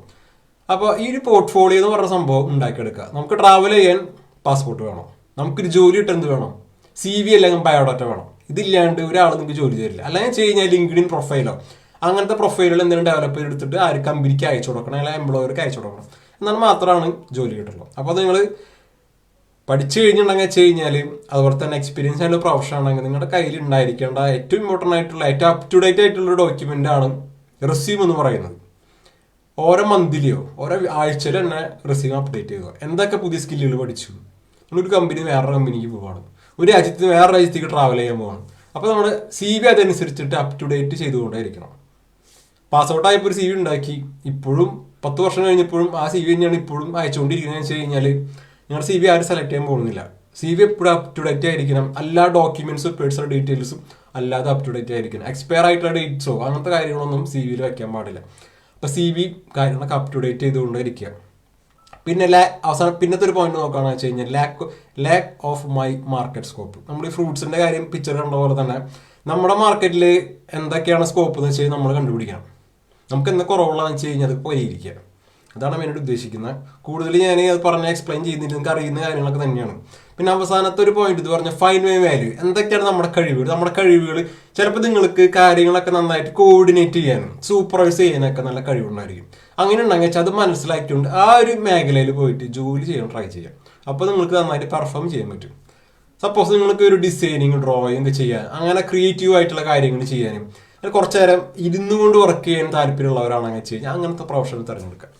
ഞാൻ വീണ്ടും റിപ്പീറ്റ് ചെയ്യുന്നു, മെക്കാനിക്കൽ, ഇലക്ട്രിക്കൽ, സിവിൽ മേഖലയിൽ, ടെക്നിക്കൽ മേഖലയിൽ, എഞ്ചിനീയറിംഗ് സെക്ടറിൽ ജോലി ചെയ്യുന്നവരുടെ കാര്യങ്ങളാണ് നമ്മൾ പറഞ്ഞുകൊണ്ടിരിക്കുന്നത്. ഓക്കെ, അപ്പോൾ അങ്ങനത്തെ പ്രൊഫഷണൽസ് തിരഞ്ഞെടുക്കുക. നമ്മുടെ വാല്യൂസിന് യോജിച്ച രീതിയിലുള്ള ജോബുകളും കാര്യങ്ങളൊക്കെ തിരഞ്ഞെടുക്കുക. അപ്പോൾ ഇതിന്റെ മെയിൻ ഹെഡിങ് ആയിരുന്നു പ്രോബ്ലംസ്. അപ്പോൾ തന്നെ എന്തൊക്കെ മിസ്റ്റേക്സ് ആണ് ഫേസ് ചെയ്യുന്നുള്ളത്. അപ്പോൾ ഇതിന് പരിഹാരം എന്തൊക്കെയാണ്? ഒരു മെക്കാനിക്കൽ ഇലക്ട്രിക്കൽ സിവിൽ മേഖലയിൽ പഠിച്ചിട്ടുള്ള ഒരു എഞ്ചിനീയറിംഗ് സ്റ്റുഡൻ്റ് ആണെങ്കിൽ എഞ്ചിനീയറിംഗ് എന്ന് പറയുമ്പോൾ ഒരു ഡിപ്ലോമ വിടും, ഐ ടി വിടും, ശരിക്കുള്ള ബിടെക്കും വിടും. അപ്പോൾ അങ്ങനത്തെ 3 കാറ്റഗറിയാണ് നമ്മൾ കൺസിഡർ ചെയ്യുന്നത്. ഇപ്പോൾ എം ടെക്കോ അതിനും ഹയർ സ്റ്റഡീസ് ഉണ്ടെങ്കിൽ വെച്ച് കഴിഞ്ഞാൽ അതും ഓക്കെയാണ്, പ്രശ്നമൊന്നുമില്ല. ഓക്കെ, ജനറലി നമ്മൾ പറയുന്നത് അങ്ങനെ ബിടെക് വരെ നമ്മൾ പറയുന്നു. ഓക്കെ, അപ്പോൾ ഇതിൽ കരിക്കുലർ അക്കാദമിയുടെ റോൾ എന്താണ്? നിങ്ങൾ ജസ്റ്റ് ഒരു പാസ് ഔട്ട് ആയിട്ടുള്ള സ്റ്റുഡൻ്റ് ആണ്, മെക്കാനിക്കൽ എഞ്ചിനീയറിംഗ് ഡിപ്ലോമയിൽ അവസാന വർഷ വിദ്യാർത്ഥിയാണ്. നിങ്ങൾക്ക് നല്ലൊരു പ്രൊഫഷണൽ ജോലി ചെയ്യണം, നിങ്ങൾക്ക് നാട്ടിൽ നിൽക്കാൻ താല്പര്യമില്ല, മിഡിൽ ഈസ്റ്റിലാണ് വർക്ക് ചെയ്യാൻ താല്പര്യം. പക്ഷെ കുറച്ച് നേരം മിഡിൽ ഈസ്റ്റിൽ നിന്ന് കഴിഞ്ഞാൽ അപ്പോൾ നിങ്ങൾ യൂറോപ്പിലേക്ക് മൈഗ്രേറ്റ് ചെയ്യാനും താല്പര്യമുണ്ട്. അങ്ങനെ ഒരു പ്രൊഫഷണൽ ആണെങ്കിൽ നിങ്ങൾക്ക് ചൂസ് ചെയ്യാൻ പറ്റിയിട്ടുള്ള കുറേ അധികം ജോബ് ടൈറ്റിൽസ് ഉണ്ട്. അതിലൊരു ജോബ് ടൈറ്റിലാണ് എസ്റ്റിമേറ്റർ റോൾ എന്ന് പറയുന്നത്. ഓക്കെ, അപ്പോൾ നമ്മളെങ്ങനെ ഈ പ്രശ്നം, നമ്മൾ കുറേ പ്രശ്നങ്ങൾ പറഞ്ഞു, നമുക്ക് എന്തൊക്കെ കുറവുകളാണ് നമുക്ക് പഠിക്കുന്ന സമയത്തുള്ളത്, അങ്ങനത്തെ കാര്യങ്ങളൊക്കെ നമ്മൾ പറഞ്ഞു. ഇതിനെ പരിഹരിക്കാൻ എങ്ങനെ പറ്റും നമുക്ക്? ഇതിനെ പരിഹരിക്കാൻ എങ്ങനെ പറ്റുമെന്ന് വെച്ച് കഴിഞ്ഞാൽ നമ്മൾ കരിക്കുലർ അക്കാദമി പ്രൊവൈഡ് ചെയ്യുന്നത് MEP എസ്റ്റിമേഷൻ എന്ന് പറഞ്ഞുള്ള ട്രെയിനിങ് പ്രോഗ്രാം ചെയ്തു വരുന്നുണ്ട്. മെയിനായിട്ട് ഫോക്കസ് ചെയ്യുന്ന എക്സ്പീരിയൻസ്ഡ് പ്രൊഫഷണൽസിനും അതുപോലെ തന്നെ ജസ്റ്റ് പാസ് ഔട്ടുള്ള ഫ്രഷേഴ്സിനും കുറച്ച് ജസ്റ്റ് ഒരു 1-2 വർഷം എക്സ്പീരിയൻസ് ഉള്ള പ്രൊഫഷണൽസിനും നമ്മളായിട്ട് ഫോക്കസ് ചെയ്യുന്നത്. അപ്പോൾ നിങ്ങൾക്ക് MEP എസ്റ്റിമേഷനെ പറ്റി കൂടുതൽ കാര്യങ്ങൾ അറിയണമെന്ന് വെച്ച് കഴിഞ്ഞാൽ കരിക്കുലർ അക്കാദമിനെ കോൺടാക്ട് ചെയ്യാം. ഓക്കെ, അപ്പോൾ MEP എസ്റ്റിമേഷനെ പറ്റിയിട്ട് ചെറിയൊരു ബ്രീഫ് നമ്മൾ MEP എസ്റ്റിമേഷൻ ഉദ്ദേശിക്കുന്നത് എന്താണെന്നുള്ള കാര്യത്തെ പറ്റിയിട്ടാണ് ഇപ്പോൾ നമ്മൾ പറയാൻ പോകുന്നത്. സ്ലൈഡിൽ നോക്കിയാൽ കാണാം, this course is specifically for students in mechanical, electrical and civil engineering sector. MEP estimator course is exclusively for diploma, BTech, ITA passed out and pursuing students who dreams of becoming estimation engineer. നിങ്ങൾക്ക് estimation engineer ആവണമെന്ന് വെച്ച് കഴിഞ്ഞാൽ ഈ പറഞ്ഞ കാര്യങ്ങളൊക്കെ വേണം. Okay, curricular academy എല്ലാം provide ചെയ്യുന്നുണ്ട്. നമ്മൾ ഏതൊരു ട്രെയിനിങ് കോഴ്സോ ഏതൊരു സെക്ഷനോ നമ്മൾ പഠിക്കുന്ന സമയത്ത് നമുക്ക് പ്രാക്ടിക്കലി നമ്മൾ എന്തൊക്കെ പ്രൊജക്ട്സ് ചെയ്യുന്നുള്ള കാര്യം നമ്മൾ ആദ്യം നോക്കണം. കുറെ തിയറി പഠിച്ചോണ്ടും കുറെ കാൽക്കുലേഷൻ പഠിച്ചോണ്ടും കുറെ നോട്ട് എടുത്തിട്ടൊന്നും കാര്യമില്ല. ഇൻ റിയാലിറ്റിയിൽ പ്രൊജക്റ്റിൽ വരുന്ന സമയത്ത് എങ്ങനെ ഹാൻഡിൽ ചെയ്യും, എങ്ങനെയായിരിക്കും അതിൽ വരുന്ന കാര്യങ്ങളൊക്കെ, എങ്ങനെ നമ്മൾ അതിനെ മാനേജ് ചെയ്യും, അങ്ങനത്തെ കാര്യങ്ങൾ അറിഞ്ഞിരിക്കും. അതിന് വേണ്ടിയിട്ട് curricular academy 3 category of projects നമ്മൾ പ്രൊവൈഡ് ചെയ്യുന്നുണ്ട്. ഒന്ന് റെസിഡൻഷ്യൽ വില്ല, അതുപോലെ തന്നെ 5 സ്റ്റാർ ഹോട്ടൽ, ഹോസ്പിറ്റൽ. ഈ 3 പ്രൊജക്ട്സ് 3 കാറ്റഗറിയാണ്. ഓക്കെ, അപ്പോൾ ഒരു ജോബിന് നമ്മൾ തിരഞ്ഞിട്ട് പോകുന്ന സമയത്ത് ആ ഒരു കമ്പനി കുറേ അധികം പ്രൊജക്ട്സ് വരുന്നുണ്ട്. ആ പ്രൊജക്ട് വരുന്നതിൽ ജനറൽ ആയിട്ടുള്ള ഒരു 3 പ്രൊജക്ട്സാണ് നമ്മളിൽ ഇൻക്ലൂഡ് ചെയ്ത്.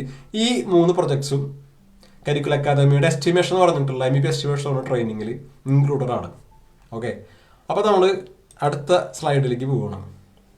അടുത്ത സ്ലൈഡിൽ പോകുന്നതിന് മുന്നേ തന്നെ ജസ്റ്റ് ഒന്ന് ലൈവ് നോക്കുന്നുണ്ട്. ലൈവിൽ ആരെങ്കിലും പുതിയ ക്വസ്റ്റ്യൻസോ അങ്ങനത്തെ കാര്യങ്ങളൊക്കെ എന്തെങ്കിലും ചോദിച്ചോണ്ട് നോക്കട്ടെ.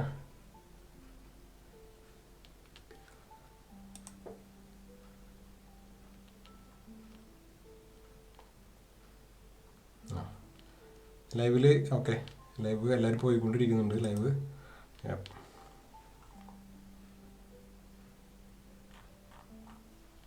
ഓക്കെ, ഇപ്പോൾ ലൈവിൽ കേട്ടുകൊണ്ടിരിക്കുന്ന എല്ലാവർക്കും വീണ്ടും സ്വാഗതം ലൈവിലേക്ക്. ഓക്കെ, അപ്പോൾ നമ്മൾ തിരിച്ച് വീണ്ടും നമ്മുടെ സെക്ഷനിലേക്ക് പോകണുണ്ടോ. എന്താണ് MEP എസ്റ്റിമേഷൻ? എല്ലാവർക്കും അറിയാം, ചിലപ്പോൾ ഒന്നും കേൾക്കാത്ത ഒരാളാണ് എന്താണ് MEP, മെക്കാനിക്കൽ ഇലക്ട്രിക്കൽ പ്ലംബിംഗ്. അതാണ് MEP ഷോർട്ടാണ് ഉദ്ദേശിക്കുന്നത്. എസ്റ്റിമേഷൻ എന്താണ്? എസ്റ്റിമേഷൻ പഠിക്കേണ്ട ആവശ്യമുണ്ടോ? എസ്റ്റിമേഷൻ പറഞ്ഞാൽ എന്താണ്? ഒരു എഞ്ചിനീയറിംഗ് സ്റ്റുഡൻ്റ് ആണെങ്കിൽ വെച്ച് കഴിഞ്ഞാൽ എസ്റ്റിമേഷൻ പഠിക്കാൻ പറ്റുമോ? നമുക്ക് കൂടുതൽ എന്തെങ്കിലും കാര്യങ്ങൾ ആവശ്യമായിട്ടുണ്ടോ? ഇങ്ങനത്തെ കാര്യങ്ങളൊക്കെ നമ്മൾ ഈ സ്ലൈഡിൽ നമ്മൾ ഡിസ്കസ് ചെയ്യും. അപ്പോൾ നമുക്ക് ഫസ്റ്റത്തെ വളരെ ബേസിക് ആയിട്ടുള്ള കാര്യം പറയണം, എന്താണ് എസ്റ്റിമേഷൻ. ഞാൻ വായിക്കാൻ പോകുന്നു കേട്ടോ സെൻറ്റൻസ് കേട്ടോ. The process of determining the number of materials resources and especially project cost needed to operate during the construction project. This is usually done before the start of the project. ഒരു pre-project വർക്കാണ്. Okay, so you can procure estimated materials and gather fund as project progress. നമ്മളൊരു ഏതൊരു project ചെയ്യുന്ന സമയത്തും, അതായത് ഇപ്പോൾ ഒരു construction ഫീൽഡിലത്തെ project മാത്രമാവണമെന്നില്ല, ഒരു IT പ്രൊജക്റ്റ് ആയിരിക്കാം, അതുപോലെ തന്നെ ഹെൽത്ത് കെയർ സെക്ടറിലത്തെ ഒരു പ്രൊജക്റ്റ് ആയിരിക്കാം, ചിലപ്പോൾ മീഡിയയിലത്തെ ഒരു പ്രൊജക്റ്റ് ആയിരിക്കും. ഒരു മേഖലയിലത്തെ ഒരു പ്രൊജക്റ്റ് ചെയ്യുമ്പോൾ നമ്മൾ ആ ചെയ്യുന്ന വർക്കിനെ നമ്മൾ പ്രൊജക്റ്റ് എന്നാണ് പറയുന്നത്. ഓക്കെ, ആ പ്രൊജക്റ്റ് ചെയ്യുന്ന സമയത്ത് ബജറ്റിങ് നമുക്ക് ആവശ്യമാണ്, ഒരു കോസ്റ്റിംഗ്, ഒരു വാല്യൂ എഞ്ചിനീയറിംഗ് ആവശ്യമാണ്. എന്നാലാണ് നമുക്ക് എത്രത്തോളം ലാഭം ഒരു പ്രൊജക്റ്റിൽ കിട്ടും, എത്രത്തോളം നഷ്ടം വരാം, എന്തൊക്കെ ആക്ടിവിറ്റീസ് ആണ് ഒരു പ്രൊജക്റ്റിൽ ഉള്ളത്, ഇങ്ങനത്തെ കാര്യങ്ങളൊക്കെ അറിയാൻ പറ്റും വാല്യൂ എഞ്ചിനീയറിംഗ് ചെയ്തിട്ടുണ്ടെന്ന് വെച്ച് കഴിഞ്ഞാൽ. അപ്പോൾ അതിൻ്റെ ഭാഗമായിട്ട് വരുന്നതാണ് MEP എസ്റ്റിമേഷൻ. MEP എന്ന് പറഞ്ഞത് നമ്മൾ പെർട്ടിക്കുലർ ഒരു സ്പെഷ്യലൈസ് ചെയ്തു. എസ്റ്റിമേഷൻ എന്ന് പറഞ്ഞാൽ കോമൺ ആയിട്ട് അതെല്ലാ മേഖലയിലും ഉള്ളതാണ് എസ്റ്റിമേഷൻ ചെയ്യുക എന്ന് പറയുന്നത്. ഓക്കെ, എസ്റ്റിമേഷനിൽ എടുത്തു പറയുന്ന സമയത്ത് നമ്മൾ താഴെ നോക്കിയിട്ടുണ്ടെന്ന് വെച്ച് കഴിഞ്ഞാൽ കാണാം 4 ബ്ലോക്കുകൾ കാണാം. ആ ബ്ലോക്കിൽ ഫസ്റ്റ് വരുന്നതാണ് മെറ്റീരിയൽ. മെറ്റീരിയൽ വേണം. മാനവേഴ്സ് വേണം. മാനവേഴ്സ് എന്ന് പറഞ്ഞിട്ടുണ്ടെങ്കിൽ വെച്ച് കഴിഞ്ഞാൽ എന്താണ്, എത്രത്തോളം ആളുകൾ ജോലി ചെയ്യുന്നുണ്ട്, എത്രത്തോളം മണിക്കൂറുകൾ വർക്ക് ചെയ്യണം, അതാണ് മാനവേഴ്സ് ഉദ്ദേശിക്കുന്നത്. അതിനുശേഷം ഓവർ ഹെഡ്, പിന്നെ വരുന്നതാണ് പ്രോഫിറ്റ്. ഈ 4 ബ്ലോക്കുകളും കൂടി ചേർന്നതാണ് കോസ്റ്റ് എന്ന് ഉദ്ദേശിക്കുന്നത്. കോസ്റ്റ് എന്ന് പറയുന്നത് ഒരു ബിൽ ഓഫ് മെറ്റീരിയൽസിലത്തെ ഒരു ഐറ്റം. ഓക്കെ, ഒരു ഐറ്റത്തിൻ്റെ കാര്യമാണ് നമ്മൾ പറയുന്നത്. മെറ്റീരിയൽ വേണം, മാനവേഴ്സ് വേണം, ഓവർ ഹെഡ് വേണം, പ്രോഫിറ്റ് വേണം. ഇത് 3 ആഡ് ചെയ്തിട്ടുണ്ടെന്ന് വെച്ച് കഴിഞ്ഞാൽ ഒരു ഐറ്റത്തിൻ്റെ കോസ്റ്റ് നമുക്ക് കിട്ടും. അതുപോലെ തന്നെ എല്ലാ ഐറ്റത്തിനും ഇതുപോലെ നമ്മൾ കാൽക്കുലേറ്റ് ചെയ്യും. അതിൽ നമുക്ക് മെറ്റീരിയൽസ് വേണം, എത്ര മണിക്കൂർ വർക്ക് ചെയ്യുന്നുള്ള കാര്യങ്ങൾ വേണം. ഓരോ മെറ്റീരിയലിൻ്റെയും ഓരോ വർക്കിനും ഓരോ ആക്ടിവിറ്റീസ് ഒക്കെ ഡിഫറെൻ്റ് ആയിരിക്കും. മാനവേഴ്സ് ഡിഫറെൻ്റ് ആയിരിക്കും. ഓവർ ഹെഡ് എന്താണ്, നിങ്ങൾക്ക് ഓവർ ഹെഡ് എന്താണെന്ന് അറിയില്ലെങ്കിൽ വെച്ച് കഴിഞ്ഞാൽ ജസ്റ്റ് റഫായിട്ടൊന്ന് എക്സ്പ്ലെയിൻ ചെയ്ത് തരാം. ഒരു പ്രൊജക്ട് ഡിപ്പാർട്ട്മെൻറ്റിക്ക് ഒരു ക്രെയിൻ വേണം. ഒരു ബൂം ക്രെയിനാണ്, 10 ദിവസം ക്രെയിൻ വേണം. സൈറ്റിലേക്ക് ക്രെയിൻ കൊണ്ടുപോകുന്നു. ആ ക്രെയിൻ്റെ കോസ്റ്റ് കൂട്ടുന്നത് മണിക്കൂർ വയസ്സാണ് നമ്മൾ കൂട്ടുന്നത്. അത് ചിലപ്പോൾ ഓരോ കൺട്രി അനുസരിച്ച് ചിലപ്പോൾ മാറിക്കൊണ്ടിരിക്കും, ഓരോ കമ്പനി അനുസരിച്ച് മാറിക്കൊണ്ടിരിക്കും. ജനറൽ ആയിട്ടൊന്ന് പറയുകയാണ്, മണിക്കൂർ വെച്ചിട്ട് കൂട്ടിക്കൊണ്ടിരിക്കും ക്രെയിൻ എന്ന് പറയുന്നത് ഓവർ ഹെഡാണ്. അടുത്ത എക്സാമ്പിൾ, ഒരു പ്രൊജക്ട് ടീമിലേക്ക് ഒരു പ്രൊജക്ട് മാനേജ്മെന്റ് ഡിപ്പാർട്ട്മെന്റ് വേണം. അതിനൊരു പോർട്ടബിൾ ക്യാബിൻ വേണം. ആ പോർട്ടബിൾ ക്യാബിന് 10 പേര് വർക്ക് ചെയ്യുന്നുണ്ട്. അതൊരു ഓവർ ഹെഡാണ്. പിന്നെ ഒരു പ്രൊജക്റ്റിലേക്ക് കുറേ അധികം എക്യുപ്മെന്റ്സ്, മെഷീനറീസും അതുപോലെ അങ്ങനത്തെ കാര്യങ്ങളൊക്കെ കൊണ്ടുവരുന്നുണ്ട്. അതൊരു ഓവർ ഹെഡാണ്. അതിനുള്ള റെന്റ് അങ്ങനത്തെ കാര്യങ്ങളൊക്കെ ഓവർ ഹെഡാണ്. അപ്പം അതാണ് ഒരു ഓവർ ഹെഡ് എന്നുള്ള വാക്ക് അധികം പരിചയമില്ലാത്തതുകൊണ്ട് ഞാൻ എക്സ്പ്ലെയിൻ ചെയ്തതാണ്. പ്രോഫിറ്റ് പിന്നെ എല്ലാവർക്കും അറിയാലോ. നമ്മളൊരു പ്രൊജക്റ്റ് ചെയ്യുന്ന സമയത്ത് ലാഭം ഉണ്ടാകാൻ വേണ്ടിയിട്ടാണ് നമ്മളൊരു പ്രൊജക്റ്റ് ചെയ്യുക. അതിന് വേണ്ടിയിട്ട് വലിയൊരു പ്രോഫിറ്റ് മാർജിൻ ആഡ് ചെയ്യുന്നതിന് ഉദ്ദേശിച്ച് ഏതൊരു പ്രൊജക്റ്റിലും നമുക്കൊരു പ്രോഫിറ്റ് മാർജിൻ ഉണ്ടായിരിക്കും. എക്സ്പെഷ്യലി കൺസ്ട്രക്ഷൻ ഫീൽഡിൽ പറയുകയാണെങ്കിൽ വെച്ചാൽ ജനറലി ഒരു 20% ആയിരിക്കും പ്രോഫിറ്റ് ആയിരിക്കുക. ഇത് company to company, country to country മാറിക്കൊണ്ടിരിക്കും. ജനറലി ഞാൻ പറയുന്നതാണ്, പ്രോഫിറ്റ് 20% ആയിരിക്കും ഉണ്ടാകും. പെർ ഐറ്റത്തിന് 20% ആഡ് ചെയ്ത് ടോട്ടൽ ആഡ് ചെയ്യും. 20% ആയിരിക്കും പ്രോഫിറ്റ് ആയിരിക്കുക. ഇപ്പോൾ ഒരു പ്രൊജക്റ്റിൽ ഇപ്പോൾ ക്ലയൻറ്റ് ഭയങ്കര അത്രയധികം പൈസ ആളുടെ ആളിങ്ങനെ സ്റ്റാർട്ടിങ്ങിൽ നെഗോഷിയേറ്റ് ചെയ്യാൻ തുടങ്ങി. നെഗോഷിയേറ്റ് ചെയ്ത് അവസാനം 10% താഴത്തേക്ക് പോവാന്ന് വിചാരിച്ചോ ഒരു പ്രൊജക്റ്റിൻ്റെ പ്രോഫിറ്റ്. അങ്ങനെയാണെങ്കിൽ വെച്ച് കഴിഞ്ഞാൽ ജനറലി ആ പ്രൊജക്റ്റ് ആരും എടുക്കില്ല. കമ്പനി ഭയങ്കര മോശത്തിലാണ് റൺ ചെയ്യണമെങ്കിൽ വെച്ചാൽ എങ്ങനെയെങ്കിലും ഒരു പ്രൊജക്റ്റ് കിട്ടട്ടെ എന്ന് വിചാരിച്ചിരിക്കുകയാണെങ്കിൽ വെച്ച് കഴിഞ്ഞാൽ ആ പ്രൊജക്റ്റ് ചിലപ്പോൾ എടുക്കാൻ സാധ്യതയുണ്ട്. പക്ഷേ ഇൻ ജനറൽ 10% താഴെ ഒരു പ്രൊജക്റ്റ് മാർജിൻ പോവുകയാണെന്ന് വെച്ചാൽ, പ്രോഫിറ്റ് പോവുകയാണെന്ന് വെച്ച് കഴിഞ്ഞാൽ ആ പ്രൊജക്റ്റ് ആരും എടുക്കില്ല. ഓക്കെ, ഞാൻ പറഞ്ഞ ഐഡിയ മനസ്സിലായും വിചാരിക്കുന്നു. അപ്പോൾ മാക്സിമം 20% സ്റ്റാർട്ട് ചെയ്ത് അതിനിടയിൽ 10% എത്തുന്നതിനിടയിൽ കുറേ അധികം നെഗോഷിയേഷൻ നടന്നുകൊണ്ടിരിക്കും. ചിലപ്പോൾ മെറ്റീരിയലിൻ്റെ കാര്യത്തിലായിരിക്കും. ചിലപ്പോൾ പറയും എനിക്ക് ഈ സ്കോപ്പ് ഒന്നും വേണ്ട, എനിക്ക് ഈ സപ്പോസ് ഒരു എക്സാമ്പിൾ AHUവിന് പകരം സ്പ്ലിറ്റ് യൂണിറ്റ് വെച്ചാൽ മതി, കോപ്പർ പൈപ്പിന് പകരം സ്റ്റീൽ പൈപ്പ് വെച്ചാൽ മതി, സ്റ്റീൽ പൈപ്പ് വേണം വീണ്ടും റൈറ്റ് കൂടും. അങ്ങനത്തെ ചിലപ്പോൾ പറയും ഡിസൈൻ മാറ്റണം, എനിക്ക് ഈ ഡിസൈൻ വേണ്ട, എനിക്ക് ഈ സംഭവം എക്സ്ക്ലൂഡ് ചെയ്യണം, മറ്റൊരു സാധനം ഇൻക്ലൂഡ് ചെയ്യണം. അങ്ങനെയൊക്കെ പറയുമ്പോൾ നെഗോഷിയേഷൻ വരും. നമ്മൾ ഓരോ സ്കോപ്പ് മാറും, മെറ്റീരിയൽ മാറുമ്പോൾ അതനുസരിച്ചിട്ട് അതൊക്കെ കോസ്റ്റാണ്. മെറ്റീരിയൽ റൈറ്റ് മാറും, അങ്ങനത്തെ കാര്യങ്ങളൊക്കെ സംഭവിക്കും. അപ്പോൾ ഇതെല്ലാതും പ്രോഫിറ്റ് മാർജിനായിരിക്കും മാറിക്കൊണ്ടിരിക്കുക എല്ലാതും. ഓക്കെ, അപ്പോൾ നെഗോഷിയേഷൻ നടക്കണമനുസരിച്ചിട്ട് നമ്മൾ പ്രോഫിറ്റ് മാർജിൻ പിടിച്ചു നിർത്താൻ ഇപ്പോൾ ശ്രദ്ധിക്കണം. 10% താഴെ പോയിന്ന് വെച്ച് കഴിഞ്ഞാൽ പ്രൊജക്റ്റ് ജനറൽ എടുക്കില്ല. മാക്സിമം പ്രോഫിറ്റ് 20% നിർത്താനായിട്ട് ശ്രദ്ധിക്കും. ഓക്കെ, ഇങ്ങനെയാണ് ഒരു ഐറ്റത്തിൻ്റെ കോസ്റ്റ് നമ്മൾ കണ്ടുപിടിക്കുന്നത്. ഈ 4 ബ്ലോക്കുകൾ, അതായത് ഇതാണ് ഇതിൻ്റെ ഫ്രെയിം വർക്ക്. മെറ്റീരിയൽ വേണം. മെറ്റീരിയൽ എല്ലാവർക്കും അറിയാം. ഒരു പ്രൊജക്റ്റിൽ കുറേ അധികം മെറ്റീരിയൽസ് യൂസ് ചെയ്യുന്നുണ്ടായിരിക്കും. പൈപ്പിലാണ് നോക്കുകയാണ്, CPVC ഉണ്ട്, UPVC ഉണ്ട്, HDP ഉണ്ട്, UPVC ഉണ്ട്. ഇതൊക്കെ പൈപ്പുകൾ, സാധാരണ ഫ്രഷ് വാട്ടർ യൂസ് ചെയ്യുന്ന പൈപ്പുകൾ. പിന്നെ ബ്ലാക്ക് സ്റ്റീൽ പൈപ്പ്സ് ഉണ്ട്, SS ഉണ്ട്, വേറെ അങ്ങനത്തെ പൈപ്പ്. പിന്നെ അലുമിനിയം നോക്കാം, അലുമിനിയത്തിൻ്റെ സ്റ്റീലുണ്ട്. ഡക്റ്റിങ്ങിന് വേണ്ടി യൂസ് ചെയ്യണം വെച്ചാൽ അലുമിനിയം ഡക്റ്റാണ് യൂസ് ചെയ്യുന്നത്. അപ്പോൾ കുറേ അധികം മെറ്റീരിയൽസ് യൂസ് ചെയ്യും. കൺസ്ട്രക്ഷൻ ഫീൽഡിൽ MEP ഒരു പ്രൊജക്റ്റ് ആണെങ്കിൽ വെച്ച് കഴിഞ്ഞാൽ ഇഷ്ടംപോലെ മെറ്റീരിയൽസ് ഉണ്ട്. മെറ്റീരിയൽ സ്പെസിഫിക് ഇഷ്ടംപോലെ ഉണ്ട്. ഇതെല്ലാതും ഒരു എസ്റ്റിമേറ്റർക്ക് അറിഞ്ഞിരിക്കണം. ഓക്കെ, മാനവേഴ്സിൻ്റെ കാര്യം എടുത്ത് പറയുകയാണെന്ന് വെച്ച് കഴിഞ്ഞാൽ നിങ്ങൾ സൈറ്റ് എഞ്ചിനീയർ ആണെങ്കിൽ കുറച്ചും കൂടി സൈറ്റ് സൂപ്പർവൈസറോ ഒരു പ്രൊജക്ട് എഞ്ചിനീയറൊക്കെ ആണെങ്കിൽ മാനേഴ്സിന്റെ കാര്യത്തിൽ ചെറിയൊരു ഐഡിയ ഉണ്ടാവും. ഞാൻ പറയുന്ന കാര്യം ചിലപ്പോൾ മനസ്സിലാവും. നിങ്ങൾക്ക് ഇതൊന്നും അറിയില്ല, ജസ്റ്റ് ഫ്രഷർ ആണെങ്കിൽ ചെയ്ത് കഴിഞ്ഞാൽ സിമ്പിളായിട്ട് ഞാൻ പറഞ്ഞുതരാം.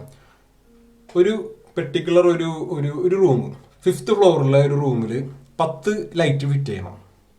പെൻഡന്റ് ലൈറ്റ്സ് ആണ് എല്ലാതും. 10 ലൈറ്റ് ഫിറ്റ് ചെയ്യാൻ എത്ര സമയം എടുക്കും? എത്ര ഒരു ടെക്നീഷ്യനും 2 ലേബറും വേണമെന്ന് കൂട്ടാം. 2 ലേബറിന് ആവശ്യമൊന്നുമില്ല, ഒരു ടെക്നീഷ്യനും ഒരു ലേബർ മാത്രം മതി. ഓക്കെ, അങ്ങനെ വെച്ചിട്ട് സീലിങ്ങിന്റെ മുകളിൽ ലൈറ്റ് ഫിറ്റ് ചെയ്യുന്നത് എത്ര സമയം കൊണ്ട് ആ ഒരു 10 ലൈറ്റ് ഇട്ട് തീരും? അതിനുള്ള മണിക്കൂറുകൾ എത്രയാണെന്ന് അറിഞ്ഞിരിക്കണം. ഒരു എസ്റ്റിമേറ്റർ ആണെങ്കിൽ വെച്ചാൽ അതിനുള്ളൊരു ഐഡിയ ഉണ്ടായിരിക്കണം. ഇത് ചെറിയൊരു എക്സാമ്പിൾ ലൈറ്റിന്റെ കാര്യം. ഇതുപോലെ തന്നെ വേറെ വലിയ വലിയ മെഷീനറീസ് വരും. ഒരു എക്സോസ്റ്റ് ഫാൻ, ഒരു ചില്ലർ, ഒരു AHU, ഒരു generator, prime generator, riser fit ചെയ്യാണ്. ഒരു ഷാഫ്റ്റിലേക്ക് ഒരു 10th ഫ്ലോറിൽ നിന്ന് താഴത്തെ ബേസ്മെന്റിലേക്ക് ഷാഫ്റ്റിലൂടെ പൈപ്പുകൾ പോയിക്കൊണ്ടിരിക്കണം. അത് ഫിറ്റ് ചെയ്യണം. അത് പെർട്ടിക്കുലർ ഒരു മെയിൻ ആയിട്ടുള്ള വർക്കാണ്. എത്ര സമയം എടുക്കുക അത് കംപ്ലീറ്റ് ചെയ്യാൻ വേണ്ടിയിട്ട്? ഇങ്ങനത്തെ കാര്യത്തിനെ പറ്റിയിട്ട് കൃത്യമായിട്ടൊരു നോളജ് ഉണ്ടായിരിക്കണം. അപ്പോൾ എക്സാമ്പിൾ പറഞ്ഞത് ഞാൻ ലൈറ്റ് ഫിറ്റ് ചെയ്യുന്നതിൻ്റെ കാര്യം ചെറിയൊരു എക്സാമ്പിൾ. അതുപോലെ തന്നെ വലിയ എക്സാമ്പിളുകൾ വേറെ വരുന്നുണ്ട്. അപ്പോൾ ഇതെല്ലാതും നമ്മൾ ഓരോ മെറ്റീരിയൽ ഓരോ എക്യുപ്മെന്റ് ഇൻസ്റ്റാൾ ചെയ്യുമ്പോൾ എത്ര സമയം വരും, ഇങ്ങനത്തെ കാര്യങ്ങളൊക്കെ പഠിച്ചെടുക്കണം. എന്നാൽ മാത്രമാണ് എസ്റ്റിമേഷൻ ചെയ്യുന്ന കാര്യം കുറച്ചുകൂടി ഈസി ആവുള്ളൂ. അപ്പോൾ ഇതിനെ പറ്റിയിട്ടുള്ള കാര്യങ്ങളും ട്രെയിനിങ്ങുകളും കാര്യങ്ങളൊക്കെ നമ്മൾ കരിക്കുലർ അക്കാദമിയിൽ പ്രൊവൈഡ് ചെയ്യുന്നുണ്ട്. അപ്പോൾ നിങ്ങളൊരു ഫ്രഷർ ആണെങ്കിൽ വെച്ച് കഴിഞ്ഞാൽ യാതൊരു പേടിയും കൂടാതെ ട്രെയിനിങ് സെക്ഷനിൽ ജോയിൻ ചെയ്യാം. കാര്യങ്ങളൊക്കെ പഠിച്ചിട്ട് നൈസായിട്ട് CV സെറ്റാക്കിയിട്ട് ജോബിന് അപ്ലൈ ചെയ്യാം. അപ്പോൾ ഞാൻ നെക്സ്റ്റ് ഒരു സെക്ഷനിലേക്ക് കടക്കാൻ പോകണം. അപ്പോൾ ഞാൻ വിചാരിക്കുന്നു നിങ്ങൾക്ക് എസ്റ്റിമേഷൻ എന്താണെന്ന് റഫ്ലി മനസ്സിലായിട്ടുണ്ടാകും. ഒന്നും അറിയാത്ത ഒരാളാണ്, എഞ്ചിനീയർ പോലും അല്ല, ടെക്നിക്കൽ ബാക്ക്ഗ്രൗണ്ട് ഇല്ലാത്ത ആൾക്ക് പോലും ഇത് മനസ്സിലായിട്ടുണ്ട്. ഞാൻ പറഞ്ഞ കാര്യം മെറ്റീരിയൽ, മാൻ അവേഴ്സ്, ഓവർഹെഡ് എന്താ ഞാൻ പറഞ്ഞു, ഞാൻ പ്രോഫിറ്റ്, ഇത് 4 കൂടെ ആഡ് ചെയ്തിട്ടുണ്ടെന്ന് വെച്ച് കഴിഞ്ഞാൽ കോസ്റ്റ് കിട്ടും. ഓക്കെ, അതേപോലെ ഓരോ ഐറ്റത്തിൻ്റെയും ഒരു പ്രൊജക്റ്റിലേക്ക് ആവശ്യമായിട്ടുള്ള എല്ലാ ഐറ്റത്തിൻ്റെയും കൂട്ടിയതിന് ശേഷം അതിൻ്റെ ടോട്ടൽ കോസ്റ്റ് ആണ് വരുന്നത്. ഒരു പ്രൊജക്റ്റിന്റെ എന്താ പറയുന്നത് പ്രൊഫഷണൽ സമ്മറി എന്നൊക്കെ പറയും, ആ ഒരു റൈറ്റ് ആയിട്ട് വരുന്നത്. ഓക്കെ, നമ്മൾ ആ കാൽക്കുലേഷൻ ചെയ്യുന്ന ആ ഒരു മെത്തേഡിനെ, ആ ഒരു ചെയ്യുന്ന ഒരു ഡോക്യുമെന്റിന് BOQ എന്ന് പറയും.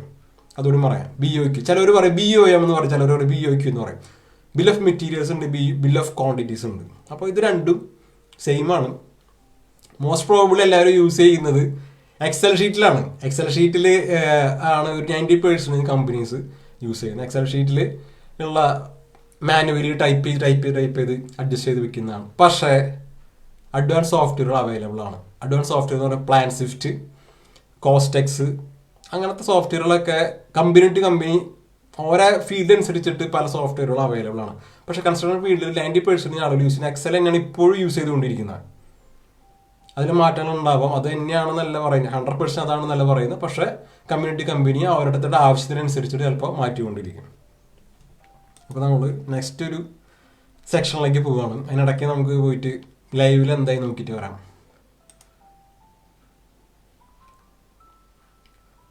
ലൈവ് ഓക്കെ ആണ്, പ്രശ്നമൊന്നുമില്ല.